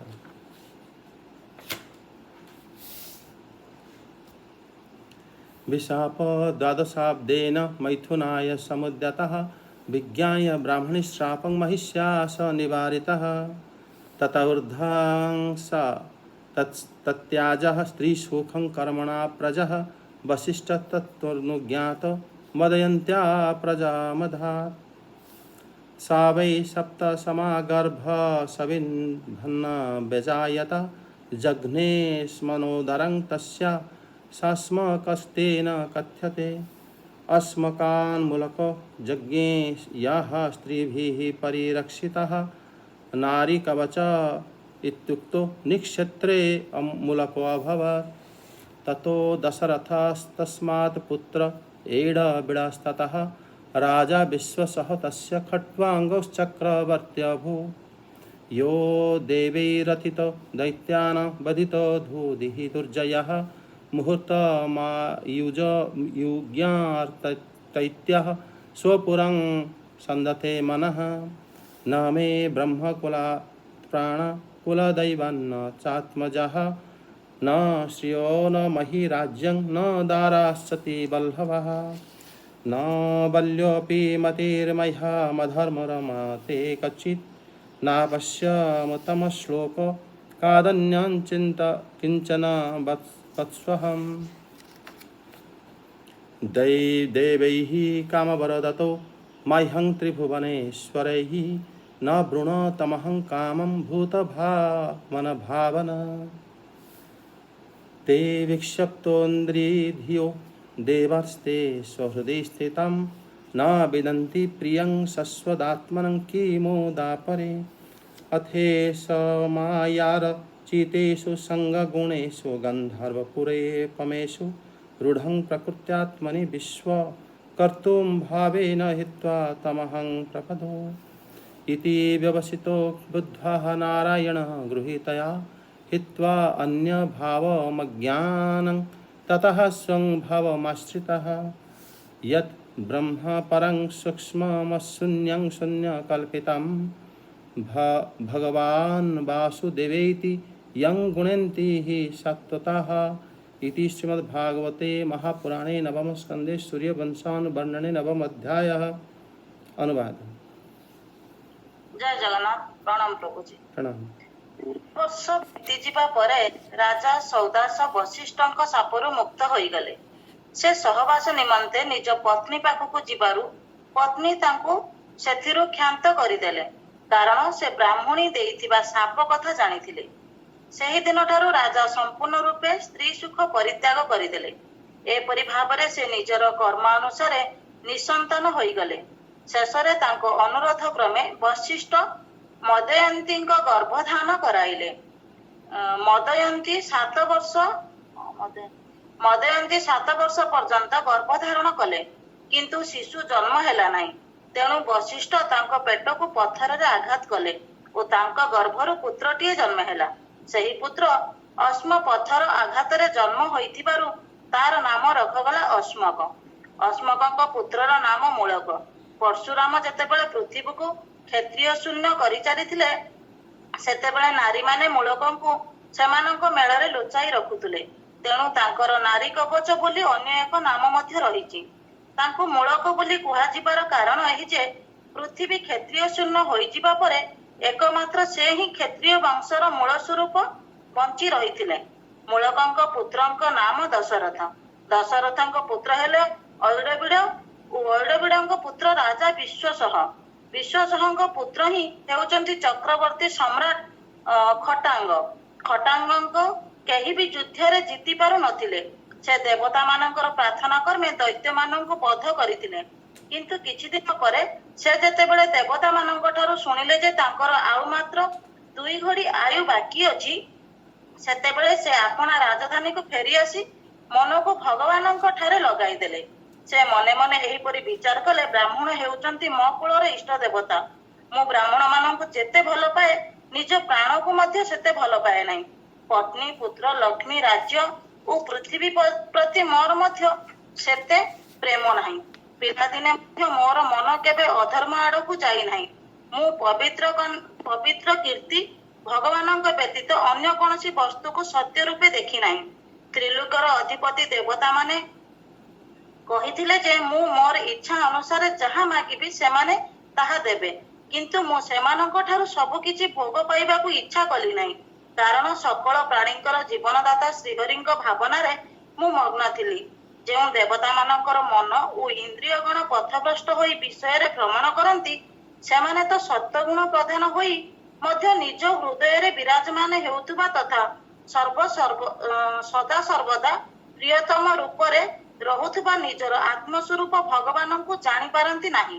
ଏପରି ଅବସ୍ଥାରେ ରଜଗୁଣୀ ଓ ତମଗୁଣୀ ଭଲା ସେହି ପ୍ରଭୁଙ୍କୁ ଜାଣିପାରିବେ କିପରି? ତେଣୁ ମୁଁ ଏଥର ବିଷୟରେ ରମଣ କରିବି ନାହିଁ। ବିଷୟ ହେଉଛି ମାୟାର ଖେଳ। ଗନ୍ଧର୍ବ ନଗର ପରି ଏସବୁର କୌଣସି ସତ୍ତା ନାହିଁ। ଏସବୁ କେବଳ ଅଜ୍ଞାନ ବଶତଃ ଚିତ୍ତକୁ ମୋହିତ କରି ରଖିଛି। ସଂସାରର ପ୍ରକୃତ ରଚୟିତା ଭଗବାନଙ୍କ ଭାବନାରେ ଲୀନ ହୋଇ ମୁଁ ବିଷୟ ଭୋଗ ଛାଡ଼ି ଦେଇଛି ଏବଂ କେବଳ ଭଗବାନଙ୍କର ଶରଣ ନେଇଛି। ହେ ପରୀକ୍ଷିତ, ରାଜା ଖଟାଙ୍ଗଙ୍କ ବୁଦ୍ଧିକୁ ଭଗବାନ ପ୍ରଥମରୁ ହିଁ ନିଜ ଆଡ଼କୁ ଆକର୍ଷିତ କରି ରଖିଥିଲେ। ସେହି କାରଣରୁ ରାଜା ଖଟାଙ୍ଗ ଅନ୍ତକାଳରେ ଏପରି ନିର୍ଣ୍ଣୟ ନେଇପାରିଲେ। ଶରୀର ଆଦି ଅନାତ୍ମ ପଦାର୍ଥରେ ଅଜ୍ଞାନ ବଶତଃ ତାଙ୍କର ଯେଉଁ ଆତ୍ମଭାବ ରହିଥିଲା, ଏଥର ସେ ତାହା ପରିତ୍ୟାଗ କରିଦେଲେ ଓ ନିଜର ବିଶୁଦ୍ଧ ଆତ୍ମସ୍ୱରୂପରେ ପ୍ରତିଷ୍ଠିତ ହୋଇଗଲେ। ଆତ୍ମସ୍ୱରୂପ ହେଉଛି ସାକ୍ଷାତ ପରବ୍ରହ୍ମ। ତାହା ସୂକ୍ଷ୍ମରୁ ମଧ୍ୟ ସୂକ୍ଷ୍ମତର, ଶୂନ୍ୟ ପରି ଅଟେ, କିନ୍ତୁ ତାହା ଶୂନ୍ୟ ନୁହେଁ। ତାହା ହେଉଛି ପରମ ସତ୍ୟ। ଭକ୍ତଜନ ମାନେ ସେହି ବସ୍ତୁକୁ ଭଗବାନ ବାସୁଦେବ ନାମରେ ବର୍ଣ୍ଣନା କରନ୍ତି। ଜୟ ଜଗନ୍ନାଥ। ପ୍ରଣାମ। ଜୟ ଜଗନ୍ନାଥ। କାରଣ ଶୂନ୍ୟ ଯେତେବେଳେ ଶୂନ୍ୟ ଯେଉଁଟା ସେଇଟା କଳ୍ପିତ କିଛି ନଥାଏ, ଆଉ ବାଣୀ ଆଉ ଇନ୍ଦ୍ରିୟର ବିଷୟ ନୁହେଁ। ଶୂନ୍ୟକୁ ଜଣେ କ'ଣ ଚିନ୍ତା କରିବ, କିନ୍ତୁ ସେଇଟାକୁ ଶ୍ରୀ ସୁଖଦେବ ଗୋସ୍ୱାମୀ ପାଦ କହୁଛନ୍ତି, ଯେଉଁଟାକି ଯେଉଁଥିରେ ଆମର ବାଣୀ ଏବଂ ବିଷୟ ସବୁ ଇନ୍ଦ୍ରିୟ ଗୁଡ଼ିକ ମାନେ ସେ ବିଷୟରେ ଚିନ୍ତା କରିପାରନ୍ତି ନାହିଁ, ସିଏ ହିଁ ବାସ୍ତବରେ ବାସୁଦେବ। ଆଉ ମାନେ ଏଠି ରାଜା ଖଟ୍ୱାଙ୍ଗଙ୍କର ମାନେ ଆମେ ଜାଣିଛନ୍ତି ଦ୍ୱିତୀୟ ସ୍କନ୍ଧ ଯେତେବେଳେ ଭାଗବତମ ଆରମ୍ଭ କଲେ ଶ୍ରୀ ସୁଖଦେବ ଗୋସ୍ୱାମୀ, ଶ୍ରୀ ସୁଖଦେବ ଗୋସ୍ୱାମୀ ଆରମ୍ଭରୁ ଏଇ ଉଦାହରଣ ଦେଇଥିଲେ। ଯେତେବେଳେ ରାଜା ପରୀକ୍ଷିତଙ୍କୁ ପ୍ରଶ୍ନ କରିଥିଲେ କି ଯାହାର ମୃତ୍ୟୁର କେବଳ 7 ଦିନ ଶେଷ ରହିଯାଏ, ସେ ମନୁଷ୍ୟ କ'ଣ କରିବା ଉଚିତ, ମଣିଷ ଜୀବନର ମୁଖ୍ୟ କର୍ତ୍ତବ୍ୟ କ'ଣ? ସେତେବେଳେ ସୁଖଦେବ ଗୋସ୍ୱାମୀ ଯେତେବେଳେ ଆରମ୍ଭ କରି ସେତେବେଳେ ସେ ଖଟ୍ୱାଙ୍ଗ ରାଜାଙ୍କ ନାଁ ମଧ୍ୟ ନେଇଥିଲେ। ସେ କହିଥିଲେ ରାଜା ଖଟ୍ୱାଙ୍ଗ ତାଙ୍କୁ ଯେତେବେଳେ ଜଣାପଡ଼ିଲା ସେତେବେଳେ ତାଙ୍କର ଜୀବନର ମାତ୍ର ମୁହୂର୍ତ୍ତ ମାନେ ବଳିଥିଲା, 1.5 ଘଣ୍ଟା ବଳିଥିଲା। ସେ 1.5 ଘଣ୍ଟା ଭିତରେ ମଧ୍ୟ ସେ ନିଜର କଲ୍ୟାଣ କାମନା କରିପାରିଲେ। ଆପଣଙ୍କ ପାଖରେ ତ 7 ଦିନ ଅଛି। ତେଣୁ ଏଥିରେ କହିବା କଥା କ'ଣ, ସେ କେମିତି ମାନେ ତାଙ୍କର 1.5 ଘଣ୍ଟାଟାକୁ ସେ ବ୍ୟୟ କରିଥିଲେ, ଏଇଟାକୁ ସେ ସୁଖଦେବ ଗୋସ୍ୱାମୀ ପା ସୂର୍ଯ୍ୟବଂଶୀଙ୍କ ରାଜାଙ୍କର ଚରିତ୍ରରେ, ସେ ଖଟ୍ୱାଙ୍ଗ ରାଜା ସୂର୍ଯ୍ୟବଂଶୀ ରାଜା ଥିଲେ, ତାଙ୍କ ଚରିତ୍ରରେ କଥାକୁ ସୁନ୍ଦର ଭାବରେ ବର୍ଣ୍ଣନ କରିଛନ୍ତି। ଏଠି ମାନେ ଯେତେବେଳେ ସୌଦାସ ସେ ଘରକୁ ଆସିଲେ, ତାଙ୍କର ଶ୍ରାପ 12 ବର୍ଷ ପରେ ସରିଗଲା। ସେତେବେଳେ ଆସିଲେ ସେତେବେଳେ ସେ ତାଙ୍କ ସ୍ତ୍ରୀ ସହବାସ କରିପାରିଲେ ନାହିଁ, କାରଣ ତାଙ୍କୁ ବ୍ରାହ୍ମଣୀର ଶ୍ରାପ ଥିଲା। ତାପରେ ସେ ନିୟମ ଅନୁସାରେ ଯେମିତି ଆମର ପାଣ୍ଡୁ, ଧୃତରାଷ୍ଟ୍ର, ବିଦୁର ସେମାନେ ଯେମିତି ଉତ୍ପନ୍ନ ହେଇଥିଲେ, କାରଣ କ୍ଷେତ୍ର ଏଙ୍କର ଥିଲା, ମାନେ ଏଙ୍କ ଘରକୁ ଆସି ଋଷି ଯେତେବେଳେ ଗର୍ଭାଧାନ କରନ୍ତି ସେତେବେଳେ ଏଇଟା ଏଙ୍କର ମାନେ ଫଳ ମାନାଯିବ। ଯଦି ଇଏ ତାଙ୍କ ଘରକୁ ଯାଇଥାନ୍ତି ତାହେଲେ ସେଟା ତାଙ୍କର। ଶାସ୍ତ୍ର ନିୟମ ଅନୁସାରେ ମାନେ ବଶିଷ୍ଠ ଦେବ ତାଙ୍କର ଗର୍ଭାଧାନ କରାଇଥିଲେ ଏବଂ ବଶିଷ୍ଠ ଦେବଙ୍କ ଠାରୁ ସେ ଯେଉଁ ମଦୟନ୍ତୀଙ୍କର ଯେଉଁ ପୁତ୍ର ହେଲେ ତାଙ୍କୁ ଅଶ୍ମକ କୁହାଯାଏ। ଏବଂ ଅଶ୍ମକ ଯେତେବେଳେ ଅଶ୍ମକଙ୍କର ପୁତ୍ର ଥିଲା ମୂଳକ, ଅଶ୍ମକ ସେତେବେଳେ ନିଶ୍ଚିତ ରୂପେ ମାନେ ଶ୍ରୀ ପରଶୁରାମ ଭଗବାନଙ୍କ ଦ୍ୱାରା ନିହତ ହୋଇଯାଇଥିଲେ। ଏବଂ ସେତେବେଳେ ମୂଳକ ଯିଏ ଛୋଟ ଥିଲେ ତାଙ୍କୁ ସ୍ତ୍ରୀମାନେ ଘେରିକି ରଖିଥିଲେ। ପରଶୁରାମ ଦେବ ଯେତେବେଳେ ଆସିଥିଲେ ଦେଖିଲେ କି ସ୍ତ୍ରୀମାନେ ବହୁତ ଅଛନ୍ତି ଏବଂ କହୁଛନ୍ତି ଏ ଛୋଟ ପିଲା ଝିଅଟା, ତାକୁ ସ୍ତ୍ରୀମାନେ କବଚ ଭଳିଆ ତାଙ୍କୁ ବଞ୍ଚାଇ ଦେଇଥିଲେ। ଏବଂ ଇଏ ସବୁ ଘଟଣା ମାନେ ଏଙ୍କ ସହିତ ଯୋଡ଼ା ହେଇଥିଲା। ସୌଦାସଙ୍କର ବ୍ରହ୍ମଶ୍ରାପ ହେଲା, ତାଙ୍କର ପୁତ୍ର ରହିଲେନି। ଯଦି ତାଙ୍କ ପୁତ୍ର ରହିଥାନ୍ତେ ସେ ସବୁ କ୍ଷତ୍ରିୟ ଭଳି ହୋଇପାରେ କି ବିନାଶ ହେଇଯାଇଥାନ୍ତେ। କିନ୍ତୁ ଏଠି ମାନେ ବଶିଷ୍ଠ ଦେବ ଯେତେବେଳେ ଏ ମାନେ ଘଟଣା ହେଇଥିଲା ତାପରେ ସେ ଗର୍ଭାଧାନ କରାଇଥିଲେ ଏବଂ ଅଶ୍ମକଙ୍କର ପୁତ୍ର ମୂଳକ ହେଇଥିଲେ। ମୂଳକକୁ ସ୍ତ୍ରୀମାନେ ବଞ୍ଚାଇ ଦେଇଥିଲେ ଏବଂ ସ୍ତ୍ରୀମାନେ ଯେତେବେଳେ ମୂଳକଙ୍କୁ ବଞ୍ଚାଇ ଦେଇଥିଲେ ତାଙ୍କୁ ନାରୀ କବଚ ମଧ୍ୟ କୁହାଯାଏ। ଏବଂ ଏଇଭଳି ଭାବରେ ମାନେ କ୍ଷତ୍ରିୟ ବଂଶ ଆରମ୍ଭ ହେଇଥିଲା, କାରଣ ତା ପୂର୍ବରୁ ସବୁ ନଷ୍ଟ ହେଇଯାଇଥିଲେ। ଏବଂ ତାଙ୍କର ପୁତ୍ରରେ ଦଶରଥ, ଏଡ଼ବିଡ଼ ଏବଂ ବିଶ୍ୱସହ ଏବଂ ବିଶ୍ୱସଙ୍କର ପୁତ୍ର ଆସିଥିଲେ ଚକ୍ରବର୍ତ୍ତୀ ଖଟ୍ୱାଙ୍ଗ ଯିଏ ସିଏ ଏଭଳି ସେ ଚକ୍ରବର୍ତ୍ତୀ ଥିଲେ। ଏବେ ଏତେ ଯୋଦ୍ଧା ମାନେ ଥିଲେ ରାଜା, ଯେମିତି ଆମେ ପୂର୍ବରୁ ପଢ଼ିଥିଲେ ମାନେ ସୂର୍ଯ୍ୟବଂଶୀ ରାଜାଙ୍କର ପୁରଞ୍ଜୟ, ସେ ମଧ୍ୟ ଦେବରାଜ ଇନ୍ଦ୍ରଙ୍କୁ ସେ ବାହନ କରିକି ସେ ତାଙ୍କୁ ସହାୟତା କରିଥିଲେ। ମାନେ ସୂର୍ଯ୍ୟବଂଶୀ ସବୁବେଳେ ଦେବତାଙ୍କୁ ସାହାଯ୍ୟ କରିଛନ୍ତି। ଏଠି ଖଟ୍ୱାଙ୍ଗ ମଧ୍ୟ ସେୟା କରିଥିଲେ। ମହାରାଜ ଖଟ୍ୱାଙ୍ଗ ସେ ଦେବତାଙ୍କ ଦ୍ୱାରା ପ୍ରାର୍ଥନା କରାଯିବାରୁ ସେ କ'ଣ କଲେ ନା से तांको युद्धरे सहायता कले। दैत्य देवता सब युद्ध तो चली थाए, से तांको माने युद्ध करी तांको जिताई थिले। तापरे जितेबले सी ता माने देवता माने कहले आपन कौन दरकार, जो वैभव दरकार स्वर्ग तुम नहीं जाओ। किंतु खटुआंग सी कौन कले कि आपण से तो प्रसन्न होते बोले कि मते मोर आयुष केते बड़ी मते प्रथम ये कहतु। संगे संगे जमराज एवं चित्रगुप्त द्वारा जना पड़ा कि आयुष केवल गोटे मुहूर्त बड़ी 1.5 घंटा। तापर से देवता माने से कहले कि मते शीघ्रगामी विमान रे मो राजधानी रे पहुँचाई दियो। तापर देवता माने बहुत माने पलक झपक नहीं जिते समय लगे से समय से पहुँचाई देले। सिद्धू स्वामीपाद टीकार यहाँ कहते कि सी जो देवता को वर मागिले से राजा खटुआंग तांको आयुष केते अच्छी बोली सी तांको पचारे। देवता मान जो एक मुहूर्त कहले सी बहुत शीघ्रगामी विमान द्वारा नगर रे बहुत शीघ्र पहुँची गले। कहीं से जगार से तांकर जो कार्य रही शेष से करने चाहिए। सी माने मैं कुल दैवात ब्रह्म कुलात प्राण सी जानी कि ब्राह्मण मोर अत्यधिक प्रिय। ब्राह्मण से माने राजा नगर जो ब्राह्मण रोते समस्ते वेद को धारण करुले। सी जानी कि ब्राह्मण जी से ब्रह्म को जानी था प्रिय राजा को लगुच तार अर्थ से भगवान को माने प्रतिक्षण ही, कारण ये चलता फिरता भगवान है ब्राह्मण माने गुरु।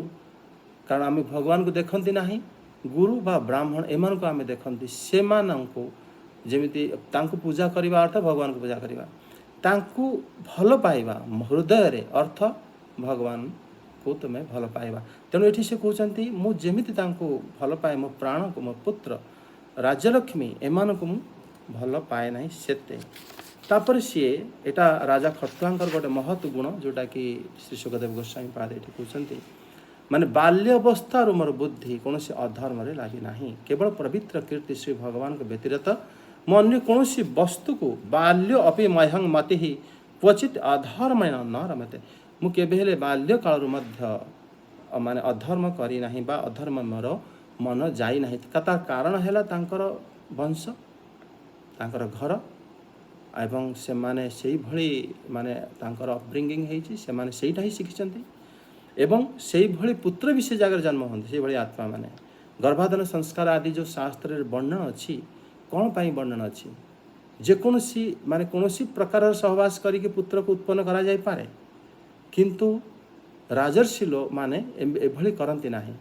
से चाहती कोनोसी एक शुद्ध आत्मा आम घरे प्रकट हो जद्वारा अन्य लोकंकर कल्याण हब। एठी से कहते कि माने बाल्य अपि मह्यं मति ही क्वचित अधर्मेण रमते उत्तम श्लोकात अन्यत किंचित वस्तु न अहम न अपश्यम। मुझे हेले उत्तम श्लोकों को व्यतीत के अन्य कौन वस्तु में केवे देखी ना अपश्यम। तापर से कहते कि त्रिभुवनेश्वरे देवे ही मह्यं काम वरदता माने त्रिभुवन ईश्वर माने मते वरदान देवा को चाहिए, किंतु मु माने भगवान कर भावना रे मग्न रे भूत भावना भावना अहम तम काम न बणे कौन सी जिनस मुझे चाहिए ना, केवल मु भावना ही करी एतिकी ही मुझे इच्छा करी। आ सत्वगुण प्रधान होइथिबारु से देखुचंदी से देवता मान सहायता करने खटुआंग राजा जाइथिले एवं जाइकी देखिले कि देवता माने तांको धन संपत्ति भाई एते चिंतित आ तांको से माने एठी श्लोक से कहते कि ये विक्षिप्त इंद्रियाधियः देवाः ते स्वहृदय स्थितां स्वसत प्रियम आत्मान न विन्दन्ति। से कहते एमाने परमात्मा को जानती ना माने माने देवता माने तार कारण कौन, कारण राजा खटुआंग केते दिन देवलोक बीतई तांको सहित से निश्चित रही थे कथबार्ता करुवे एवं बाकी तांकर हालचाल पचारि से तो जना पड़ कि से चिंताधाराटा कौन। से कहते कि एमाने निजे सत्वगुण रहिले मध्य तांकर बुद्धि तांकर बसरे न थाए एवं से माने मध्य हृदय विद्यमान परमात्मा को से माने जानी पारंते नहीं। से कहले याठू भल तो मोर राजधानी जो जगार आमर ब्राह्मण माने जिते बड़े सहित देखा कर सी परमात्मा को विषय आमको शिक्षा दियंती। ये देवता माने तो एमती केबे मु सत्संग गोटे शुणी ना।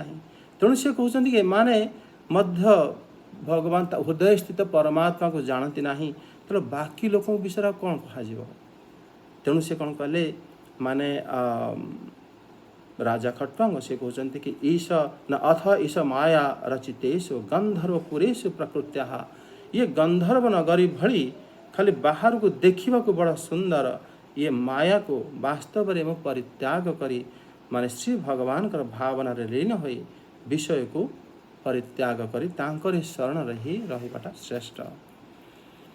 भगवान नारायण राजा खट्वांगर मन को प्रथम आड़ को आकृष्ट कर नहीं माने एठी श्री सुखदेव गोस्वामी पाता निज तरफ श्लोक कहते कि नारायण गृहीत वृद्ध इति व्यवस्थित कि कहते हे राजा श्री नारायण तांकर मन को प्रथमे तांक आड़ को नहीं जाइथिले नहले ये सब घटना एते जड़े बारिक देखनी कि देवता माने कौन चिंता करुचंती ये देवता मान पाखु जाइछंती राजा वीर किंतु एंकर मन देख श्री अर्जुन देव भली मन किंतु श्रीकृष्ण चरण रे ये राजा एते बड़ वीर ही मध्य जहाँ जी कि देवता ठार अधिक वीर थिबारु देवता माने को डाकी थिले किंतु किंतु जोटा दरकार कारण भगवान नारायण तार बुद्धि को प्रथम आड़ को आकृष्ट कर सारी एक कथा सुखदेव गोस्वामी कहते तेणु बुद्धि श्री नारायणमय होइथिबारु से निश्चित चाहिए कि जो मान सहित मुझे कथबार्ता करी जो मान सहित मुझे साक्षात से मत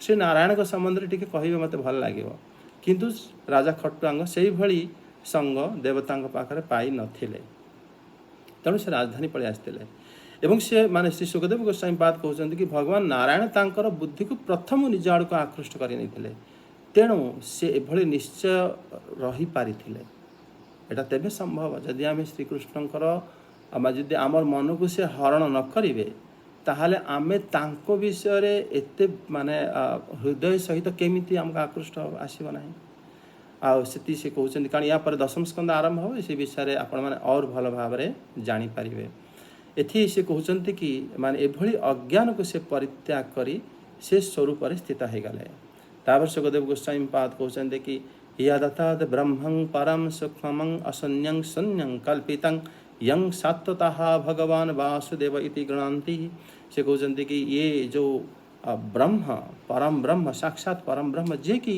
परम सूक्ष्म अत्यंत सूक्ष्म शून्य कल्पितम जहाँ को शून्य बोली कहीं कहीं कल्पना करती वास्तव रे सी यं शाश्वतः भगवान वासुदेव वास्तव सी ही विशुद्धमय श्री वासुदेव ही अटंती। जय श्री भगवान श्री कृष्ण की जय श्री वासुदेव नमो नमो भगवते वासुदेवाय जय जगन्नाथ। इति श्रीमद्भागवते महापुराणे नवम स्कंदे सूर्य अनुवंशानुवर्णने नवम अध्याय पर क्लास आम आग को दशम भगवान श्रीराम लीला आसब एक मध्य सुखदेव गोस्वामी पाद बड़ संक्षेप वर्णन कर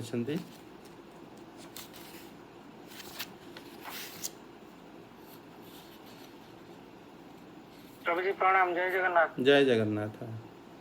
बहुत सुंदर लगिला आज माने गीता भागवत बहुत सुंदर लगिला बहुत सुंदर उपस्थापना आनंदमय आपण जमती भागवत गीता रे आपण बुझाइले जे संसार अतीत हो जाइछि सेही व्यक्ति ही ब्रह्म को अनुभव करिकि सुखी होई थाए जने व्यक्ति संसार रही मध्य भितरे भितरे भितरे तार कौन से प्रकार माने बाह्य वस्तु प्रति तार किछि भी आवश्यकता न थाए से तार अंतर भितरे से सुखी थाए से ही वास्तव रे जोगी जोगी मानकर अवस्था जेतबेले से ब्रह्म चिंतन रे ही जाए तांकर आ बाह्य वस्तु प्रति तांकर अनासक्त हो जाए से केवल निज भितर थिबा ब्रह्म को से सब ब्रह्म अनुभव रे चिंतन करके से भितरे ही भितरे से सुखी होता है बाह्य वस्तु प्रति तांकर कौन से आवश्यकता न थाए बाह्य सुख को से भी कौन से प्रकार से माने तांकर कौन सी माने आसक्ति न थाए बाह्य सुख को से कौन से प्रकार बाह्य सुख प्रति कौन से प्रकार आसक्ति न था से भितर जेहेतु से ब्रह्म को चिंतन करता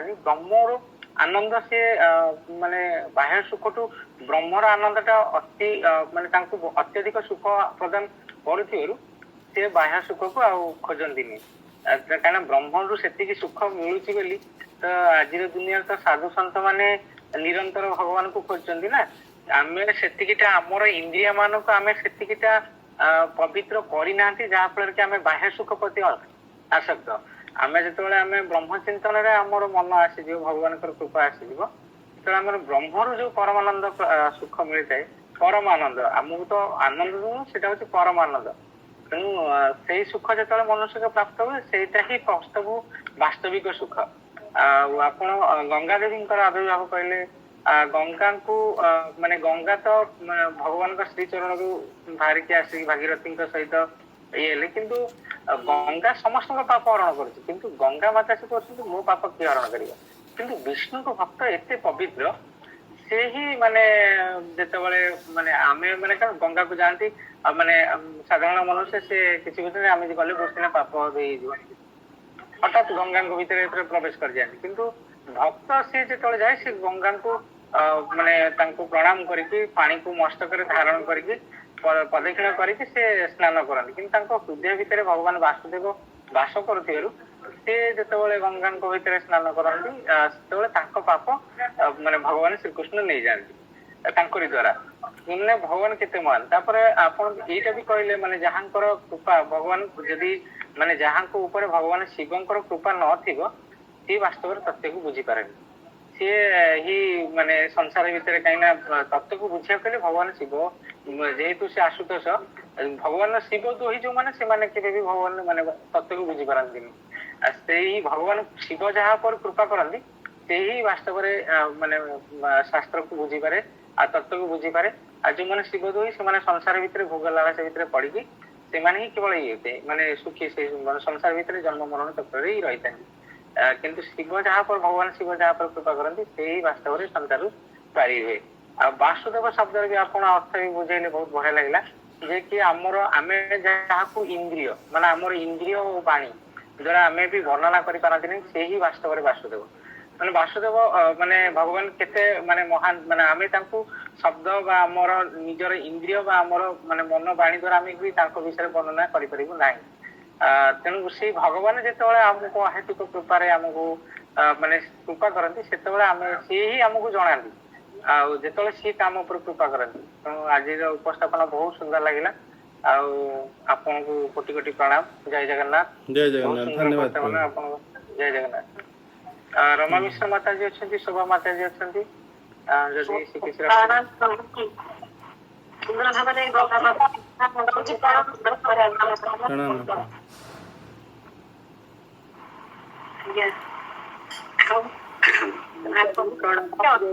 ଟିକେ କହିଲୁ ଟିକେ ବୁଝିବା ଲାଗି ଯେ ଆମର ଏଇ ଯୋଉ ଇଏରା ଅଶ୍ମଗଙ୍ଗ ପୁତ୍ରଙ୍କ ନାମ ହଉଛି ମୂଳକ। ପରଶୁରାମ ଯେତେବେଳେ ପୃଥିବୀକୁ କ୍ଷେତ୍ର ଶୂନ୍ୟ କରି ଚାଲିଥିଲେ, ତ ନାରୀ ମାନେ ମୂଳକକୁ ସେମାନଙ୍କ ମେଳରେ ଲୁଚାଇ ରଖିଥିଲେ। ଆଉ ତେଣୁ ତାଙ୍କର ନାରୀ କବଚ ବୋଲି ଅନେକ ନାମ ମଧ୍ୟ ରହିଛି। ତାଙ୍କୁ ମୂଳକ ବୋଲି କୁହାଯିବାର କାରଣ, ପୃଥିବୀ କ୍ଷେତ୍ର ଶୂନ୍ୟ ହେବା ପରେ ଏକମାତ୍ର ସେ ହିଁ କ୍ଷେତ୍ର ବଂଶର ମୂଳ ସ୍ୱରୂପ ବଞ୍ଚି ରହିଥିଲେ। କିଏ କି ଯେ ବିଷମ କଣ ଇଏ ଯୋଉ ରହିଥିଲେ, ସେ ରହିଥିଲେ, କିନ୍ତୁ ମୂଳକଙ୍କ ପୁତ୍ର ନାମ ଦଶରଥ। ଏଇଠୁ ଟିକେ ଆମର ଏ ତିନିଟା ଶ୍ଲୋକ ଟିକେ ଭଲ ଭାବରେ ଟିକେ ଆମେ ବୁଝିପାରିଲିନି ସୁନ୍ଦର ଭାବରେ। ଇଏ ମାନେ ତାଙ୍କ ବଂଶରେ ଏଙ୍କର ନାମ ପ୍ରଥମ ଥର ଦଶରଥ ଆସିଛି, ତାପରେ ଆଉ ଥରେ ଦଶରଥ ଆସିବେ। ଆମେ ବି ଦେଖିଛନ୍ତି ବହୁ ବଂଶରେ କେତେ ଗୁଡ଼ିଏ ନାଁ ମାନେ ପୁନର୍ବାର ରିପିଟ୍ ହେଇଛି। ଏଠି ମୂଳକଙ୍କ ପୁତ୍ର ହେଇଥିଲେ ଦଶରଥ, ଦଶରଥଙ୍କ ପୁତ୍ର ଏଡ଼ବିଡ଼ ହେଲେ, ଏଡ଼ବିଡ଼ଙ୍କର ବିଶ୍ୱସଙ୍କ ପୁତ୍ର ହେଲେ ଖଟୁଆଙ୍ଗ। ପୁଣି ଖଟୁଆଙ୍ଗଙ୍କର ମାନେ ପିଢ଼ିରେ ପୁଣି ଆଉ ଥରେ ଆସିବେ ମାନେ ଦଶରଥ, ସେଇ ବଂଶରେ ଆସନ୍ତି। ବଂଶରେ ନାଁ ଗୁଡ଼ିକ ବେଳେବେଳେ ସେଇ ନାଁକୁ ଦେଇ ଦିଅନ୍ତି। ପ୍ରଭୁ ସୁନ୍ଦର କଥା, ଟିକେ ବୁଝିବାର ଟିକେ ରହିଗଲା ତ, ଟିକେ ପଚାରିବେ, ଟିକେ କ୍ଷମା କରିବେ। ନାଇଁ ନାଇଁ, କିଛି ଜଣେ ଅସୁବିଧା ନାହିଁ। ସୁନ୍ଦର ଭାବରେ ଆପଣ ବଢିଆ କଥା ତଦ୍ବିଧି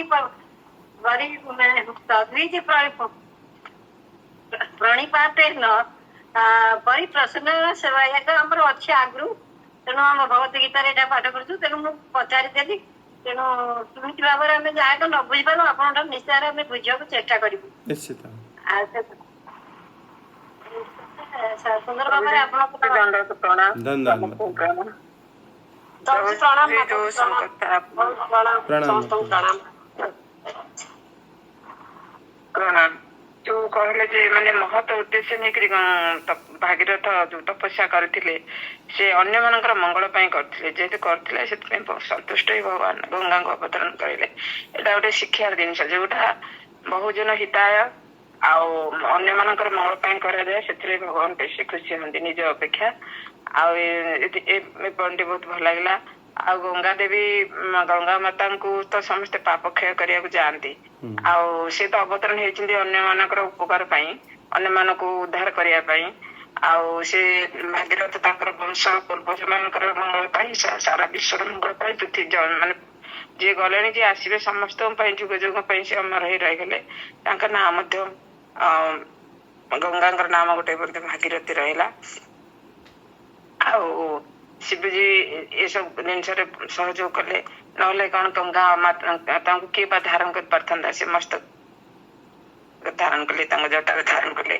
तो सी पाताल जाते आउ समस्त मान सहयोग नहले साधु सन्त कृपा नहले कौन से जिन फल किए गछ लगा किए फल पाए खाए सेमती कहती आम आज तार फल माने सुफल पाचे उपभोग करुचे जी आसवे जन्म जन्मांतर माने आसवे जुग जुग आसवे सी यार फल करेंगे जिन गंगा माता अवतरण विषय आम शुणिक बहुत कि जानी आउ डिटेल भी जानलु बहुत सुंदर भाव में आप बुझे उपस्थापन कले बहुत भल लगे आउ जहाँ कहले जो माने खटांग ऋषि खटांग राजा केंद्र माने कहले आप देवता मान देवलोक किसी करनी से खटांग चाहिए पलि आसवाप आसिक से गोटे मुहूर्त भगवान नाम स्मरण कर उद्धार हो गले आउ जिन तेणु मनीष जन्म हो महाभाग्य मिले बहु जन्म तपस्या फल आ देवता मैंने चाहती मनीष जन्म लाभ करने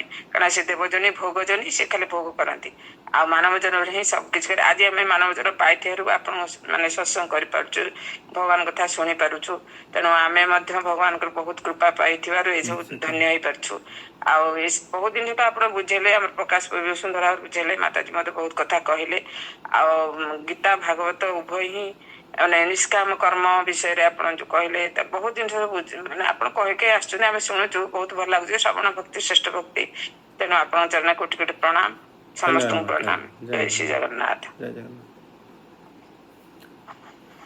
प्रभुजी प्रणाम एमती भी माने आपण जेंती बुझेले कि जो जो माने माने गंगा को तो समस्त स्नान करियो जानती कि समस्त को पाप मुक्त होंदी कि जो माने गंगा को विश्वास करती गंगा माता को सेही माने ही विश्वास सेही माने ही पवित्र होंदी जेमती महाप्रसाद कथा आपण कहले महाप्रसाद गोविंद महाप्रसाद समस्त खाउछन किंतु हाँ महाप्रसाद कई जन तांको साधारण खाद्य भलिया माने विचार करती किंतु महाप्रसाद से महाप्रसाद आमर घर पाखे दुई तीन जन वयस्क लोक हे घर पाखे महाप्रसाद को लेकिन आगु भात जो महाप्रसाद होता भगवान आ बहुत टेस्टी होता है से माने स्वाद टाक चेंज कर सारे मुझे से तुम मनर भाव कि से पर्यटन से जिन जानी ना से साधारण भात बोली भावुँ किंतु से जानी ना कि सी केते पवित्र किंतु सी आम शरीर रही आमको संपूर्ण रूप से पवित्र कर दे से विश्वास आसवा दरकार से विश्वास न आसवर से माने तार मूल्य टाक बुझी पारना आ सृष्टि माता जी हाथ उठे पाइबे जय जगन्नाथ जय जगन्नाथ हाँ माता जी कहतु जय जगन्नाथ दंडावत प्रणाम दंडवत प्रणाम एथरू ही जोटा बे सर डिस्कस कले जने व्यक्ति में ताको ना देखि पालिनी मते प्रकाश सर कहले कि आमे जिते दूर विश्वास करिबो हमरो जिते दृढ़ विश्वास हेतिबो सेति की एक्सटेंट रे ही हमरो पाप क्लेंस हे करिबो गंगा मां को द्वारा किंतु एथरू प्रश्न आसला कि गंगा मां पृथ्वी को अवतरण हबार मेन कारण ही तो थिला कि पतित मानन को उद्धार करिबा अदरवाइज जहाँ आपण कहले से काल रे एते तपस्वी थिले लोक माने आउ तांकर एते दृढ़ निष्ठा थिला प्लस से माने भगवत नारी भी एते विश्वास करूथिले कि वास्तविक आउ आमे जोटा देखुछु कि भगवान को ना ही तीर्थ तो तांको गंगा स्नान करिवार विशेष किछि आवश्यकता एमती भी नथिला तो सेटा आम पाइका ही जदि आसी ताले हम मु जेमति जे फर्स्ट टाइम ऋषिकेश गली अनेक फॉरेनर्स जो मानकर किछि माने विश्वासी नै जो माने एटा को सुपरस्टिशन भाबते से माने भी जतो बडे ସ୍ନାନ କରିକି ଯାଉଛନ୍ତି ସେଇଠୁ ତାଙ୍କ ପାଇଁକା ହେଇଥାଇ ପାରେ ଏଇଟା ଗୋଟେ ରିଭର ରାଫ୍ଟିଂ, କିନ୍ତୁ ସେ ଅନନୋଇଂଲି ଯେତେବେଳେ ବି ସେ ଗଙ୍ଗା ମାଙ୍କ ସ୍ପର୍ଶରେ ଆସୁଛନ୍ତି କିଛି ଟାଇମ ପରେ ଏଇ ଲାଇଫ ଟାଇମ ରେ ନହେଲେ ବି କୋଉ ଗୋଟେ ଲାଇଫ ଟାଇମ ରେ ତ ତାଙ୍କ ମନରେ ଆସିବ କି ଆଚ୍ଛା ଆମେ ଯୋଉ ବହୁତ ଜଣଙ୍କୁ ମୁଁ ଦେଖିଛି ସେମାନେ ଫର୍ମଲେସ୍ ବ୍ରହ୍ମନରେ ବିଲିଭ କରିବାକୁ ଷ୍ଟାର୍ଟ କରନ୍ତି। ଏ ବିଷୟରେ ପ୍ରଥମ ସ୍କନ୍ଧରେ ଗୋଟେ ଶ୍ଲୋକ ମତେ ମନେ ପଡୁଛି। ସେଠି ଯେତେବେଳେ ଯୁଧିଷ୍ଠିର ମହାରାଜ ବିଦୁର ଦେବଙ୍କର ଆସିବା ପରେ ପ୍ରଶ୍ନ କରିଥିଲେ, ସେଠି ଶ୍ରୀଧର ସ୍ୱାମୀପାଦ କହିଥିଲେ କି ଯେଉଁ ତୀର୍ଥ ସେବନ, ଯେମିତି ଆପଣ କହୁଛନ୍ତି ଫରେନର ଆସିଛନ୍ତି ସେ ବିନା ଜାଣି ସେ ଗଙ୍ଗାରେ ସ୍ନାନ କରୁଛନ୍ତି, ଗଙ୍ଗା ମାତାଙ୍କ ପାଖରେ ସ୍ନାନ କଲେ ମଧ୍ୟ ଶ୍ରୀଧର ସ୍ୱାମୀପାଦ କହୁଛନ୍ତି ଯେତେବେଳେ ଏମିତି ଅନେକ ତୀର୍ଥ ଆମେ ମାନେ ସେବନ କରନ୍ତି ବା ଅନେକ ଥର ଗଙ୍ଗା ମାତାଙ୍କ ତାଙ୍କର ମହିମା ନ ଜାଣି ସ୍ନାନ କରିଦିଅନ୍ତି, ଏଭଳି ଯେତେବେଳେ ହେଇଥାଏ ତାର ଫଳ ହେଲା ଆମକୁ ସାଧୁ ମିଳନ୍ତି। ଏଇଟା ଶ୍ରୀଧର ସ୍ୱାମୀପାଦ କହିଛନ୍ତି କି ସେ ଶ୍ଲୋକର ଏଭଳି ଶ୍ଲୋକଟା ଥିଲା ଯେଉଁଟାକି ମାନେ ସେ ଶ୍ଲୋକ ଏବେ ଖୋଜିବାକୁ ପଡ଼ିବ ପ୍ରଥମ ସ୍କନ୍ଧର। ଯେତେବେଳେ ଯୁଧିଷ୍ଠିର ମହାରାଜ ପ୍ରଶ୍ନ କରିଥିଲେ ସେତେବେଳେ ଶ୍ରୀଧର ସ୍ୱାମୀପାଦ କହିଥିଲେ କି ଯେତେବେଳେ ଜଣେ ଯଦି ତୀର୍ଥ ଅନନୋଇଂଲି କରେ, ତାକୁ ଜଣା ନାହିଁ, ସେ କିନ୍ତୁ ମାନେ ଯମୁନା ମାତାରେ ମାନେ ସ୍ନାନ କରିଦେଲେ ବା ଗଙ୍ଗା ମାତାଙ୍କ ଠାରେ ସ୍ନାନ କରିଦେଲେ, ତାହେଲେ ତାଙ୍କର ସେ ସବୁ ଏକତ୍ରିତ ହୋଇ ତାଙ୍କର ତ ସେଇ ସମୟରେ ସବୁ ପାପ ତ ଆପେ ଆପେ ଚାଲିଗଲା, ତାଙ୍କର ବିଶ୍ୱାସ ନାହିଁ ବା ନଥାଉ, କିନ୍ତୁ ଏଭଳି ଯେତେବେଳେ ଏକତ୍ରିତ ହୁଏ ତାଙ୍କୁ ପୁଣି କେହି ନା କେହି ସାଧୁ ନିଶ୍ଚିତ ରୂପେ ପ୍ରାପ୍ତ ହୋଇଥାନ୍ତି, ପୁଣି ତାଙ୍କର ଠିକ୍ ମାର୍ଗ ପୁଣି ଆରମ୍ଭ ହୋଇଯାଏ ତାପରେ। ହଁ ମାତାଜୀ ଆଗେ କ'ଣ କହୁଥିଲେ? ଆଉ ଗୋଟେ ଜିନିଷ ମନକୁ ଆସିଲା କି ଯେମିତି ସେ ରାଜା ତାଙ୍କ ନାମ ଖଟ୍ୱାଙ୍ଗ ଯିଏ ରାକ୍ଷସ ହେଇଗଲେ, ଆଚ୍ଛା ସୌଦାସ ସୌଦାସ, ତ ସିଏ ଯେମିତି ବ୍ରହ୍ମ ହତ୍ୟାର ତାଙ୍କ ଉପରେ ଲାଗିଲା ପାପ, ଅବଶ୍ୟ ଲାଗିଲାନି କାରଣ ସେ ତ କର୍ସ ରୁ ପ୍ରେରିତ ହେଇକି କରୁଥିଲେ ସେଟା, କିନ୍ତୁ ଆମେ ଏମିତି କହିପାରିବୁ କି ଅନେକ ସମୟରେ ଆମେ ଦେଖୁ କି ଆମେ କିଛି ଜଣଙ୍କୁ ବି ଦେଖୁ ସେମାନେ ଯୋଉ ବୈଷ୍ଣବ ଅପରାଧ ଆମେ କୋଉ କଲେ କି ଆମେ ବହୁତ ସମୟରେ ଭୁଲ କାର୍ଯ୍ୟ କରିଦଉ ଗୋଟେ ଆମେ ଭାବୁ କି ଆରେ ତୁ ପାପ କଲୁ, ବାକି ଜଣ ଯୋଉମାନେ ଦେଖୁଥାନ୍ତି ସେମାନେ ଭାବନ୍ତି କି ଆରେ ଇଏ ପାପ କଲା ତାକୁ ସଫର କରିବାକୁ ପଡିବ, କିନ୍ତୁ ଏମିତି ଆମେ ଭାବି ପାରିବୁ କି ଯୋଉ ପାପଟା ଆମେ କରୁ ସେଇଟା ହିଁ ଇନ୍ ଇଟସେଲ୍ଫ ମାନେ ଦଣ୍ଡ, ଆଉ ସେଇଟା ହିଁ ଆମକୁ କ୍ଲେନ୍ସ କରୁଛି, ଯୋଉ ପାପଟା ଆମେ କରୁଛୁ ସେଇଟା କୋଉ ଗୋଟେ ପାଷ୍ଟ ସିନର ପରିଣାମ ଯୋଉ ଯୋଗୁ କି ଆମେ ସେ ପାପଟାକୁ କରିବାକୁ ପ୍ରେରିତ ହିଁ ହଉଛୁ ଇନ୍ ଦ ଫର୍ଷ୍ଟ ପ୍ଲେସ। ସବୁ କିଛି ଭଗବାନଙ୍କ ଶରଣରେ ଆସିଲା ପରେ ବହୁତ ସମୟରେ ଆମେ ଦେଖୁ ଆମେ ଭୁଲ ଜିନିଷ କରୁ ଯୋଉଟା ଦେଖାଯାଏ ଭୁଲ ଜିନିଷ ଭଳିଆ, କିନ୍ତୁ ସେଇଟା କୋଉ ଗୋଟେ ପାଷ୍ଟ ପାପଟା କ୍ଲେନ୍ସ ହଉଛି କି ଆମର? ମାତାଜୀ ଆପଣ ପାପ ଏବଂ ଅପରାଧ ଦୁଇଟା ଯାକ ଏକାଠି କହିଲେ। ଅପରାଧ ତ ହେଇଥାଏ ଯେତେବେଳେ ଆମର ସିଏ ପାପ ମଧ୍ୟ ଯେତେବେଳେ ଆମର କୌଣସି ମାନେ ଦୁଇଟା ଯାକ କ୍ଷେତ୍ରରେ ଆମେ ଦେଖିଲେ ଶାସ୍ତ୍ରରେ କି ଅପରାଧ ହେଲେ ମଧ୍ୟ ଭକ୍ତି କେବେ ହେଲେ ବିନଷ୍ଟ ହୁଏ ନାହିଁ। ଅପରାଧୀ ଜଣେ ହେଇପାରେ, ଅପରାଧୀ ହେଲେ ତାର ଭକ୍ତି ସେଇଠି ରହିଯାଏ, ତା ଆଗକୁ ଯାଏ ନାହିଁ, ଆଉ ପୁଣି ସେ ଅପରାଧ କ୍ଷାଳନ ହେଲା ପରେ ପୁଣି ସେ ଭକ୍ତିରେ ଆଗକୁ ଯାଇଥାଏ। ଏଭଳିଆ ମଧ୍ୟ ଆମେ ଦେଖିଲେ ସୌଦାସ ରାଜାଙ୍କର ଜଣେ ପାପ ଆମେ ଆପଣ କହୁଛନ୍ତି ଆମେ ପାପ ଏବଂ ଅପରାଧ ଯେତେବେଳେ ଆମେ ଏମିତି କରନ୍ତି କେମିତି, ଯେତେବେଳେ ଆମେ ଭକ୍ତି ଲାଇନରେ ରହୁଥିଲେ ମଧ୍ୟ ଆମେ କରନ୍ତି କ'ଣ, ଏଇଟା ଆମ ପୂର୍ବଜନ୍ମର କୌଣସି ଏକ କର୍ମ କରାଇଥାଏ। ନିଶ୍ଚିତ ରୂପେ ଆମେ ପ୍ରାରବ୍ଧ ଦ୍ୱାରା ଅନୁପ୍ରାଣିତ, ଆମେ ଚେଷ୍ଟା କରି ଆମେ ସେଟା କ୍ଷାଳନ କରିବା ଉଚିତ, ସେଥିପାଇଁ ବ୍ୟସ୍ତ ହେବା ମଧ୍ୟ ଉଚିତ ନୁହେଁ। ଆମେମାନେ ଭଗବାନଙ୍କ ଶରଣରେ ଆସିଛନ୍ତି ଏବଂ ଭଗବାନ କହିଛନ୍ତି କି ନମେ ଭକ୍ତ ପ୍ରଣିଶ୍ୟତି, ମୋର ଭକ୍ତର କେବେ ହେଲେ ବିନାଶ ହୁଏ ନାହିଁ। ତାର ଅର୍ଥ ଭକ୍ତି ଯଦି ଆପଣ ପ୍ରକୃତରେ କରିଛନ୍ତି ତାହେଲେ ଆପଣ ବିଲକୁଲ ଭୟଭୀତ ହେବା ଉଚିତ ନୁହଁ, ସେ କ୍ଷାଳନ ମଧ୍ୟ ସେ କରାଇ ଦେବେ କୌଣସି ନା କୌଣସି ଉପାୟରେ। ଯଦି ଆପଣ ଚିନ୍ତା କରି ଦେଖନ୍ତୁ, ଯଦି ଆପଣ ଭକ୍ତି ନ କରୁଥାନ୍ତେ ଇଏ ଯେଉଁ କାମ ଯେଉଁ ପାପ ଆମେ ଏବେ କରୁଛନ୍ତି ହେଇପାରେ କି ବଡ଼ ପାପ ଆହୁରି କରିଥାନ୍ତେ, ଭକ୍ତି ତ ଦୂର ଆମେ ତ ଅନ୍ୟ ରାସ୍ତାରେ ପଳାନ୍ତେ, କିନ୍ତୁ କମ୍ ସେ କମ୍ ଏ ରାସ୍ତାରେ କିଛି ଦିନ ଭକ୍ତି କରିଛନ୍ତି ଏବଂ ଏ ଭକ୍ତି ଯେଉଁଟାକି ଶ୍ରୀ ଭଗବାନ କହିଛନ୍ତି ନମେ ଭକ୍ତ ପ୍ରଣିଶ୍ୟତି, ସେ ଶ୍ରୀକୃଷ୍ଣ ହିଁ ଆମକୁ ରକ୍ଷା କରିବେ।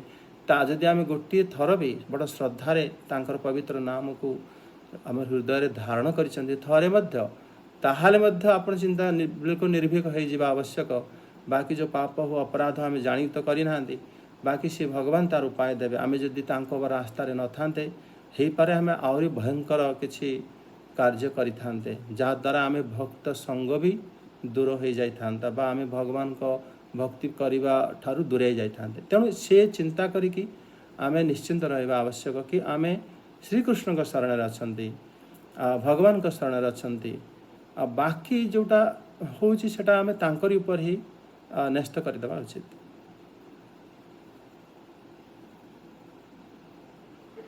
ପ୍ରଭୁଜୀ ଜୟ ଜଗନ୍ନାଥ। ଆମର ଯୋଉ ଅଛି ନା ଯୋଉ ଆମେ ପୂର୍ଣ୍ଣ ରୂପରେ ଭଗବାନଙ୍କ ଶରଣକୁ ଯିବାକୁ ଯୋଉଟା ଭଗବାନ ଶ୍ରୀକୃଷ୍ଣ କହିଛନ୍ତି ସର୍ବଧର୍ମାଣ ପରିତ୍ୟଜ୍ୟ ମାମେକଂ ଶରଣ ବ୍ରଜ ହଁ ଅହଂ ତ୍ୱଂ ସର୍ବ ପାପେଭ୍ୟଃ ମୁଖ୍ୟୈଷାମି ମା ଶେଷୁ। ଆମେ ପୂର୍ଣ୍ଣ ରୂପରେ ଭଗବାନଙ୍କ ଶରଣକୁ ଯିବା ଉଚିତ, ଯାହାଫଳରେ କି ସେ ହିଁ ନିଜେ କହୁଛନ୍ତି ଯେ ମୁଁ ସମସ୍ତ ତୁମେ ମୋ ଶରଣକୁ ଆସ, ମୁଁ ତୁମର ସମସ୍ତ ପାପକୁ ମୁଁ ହରଣ କରିଦେବି। ନିଶ୍ଚିତ।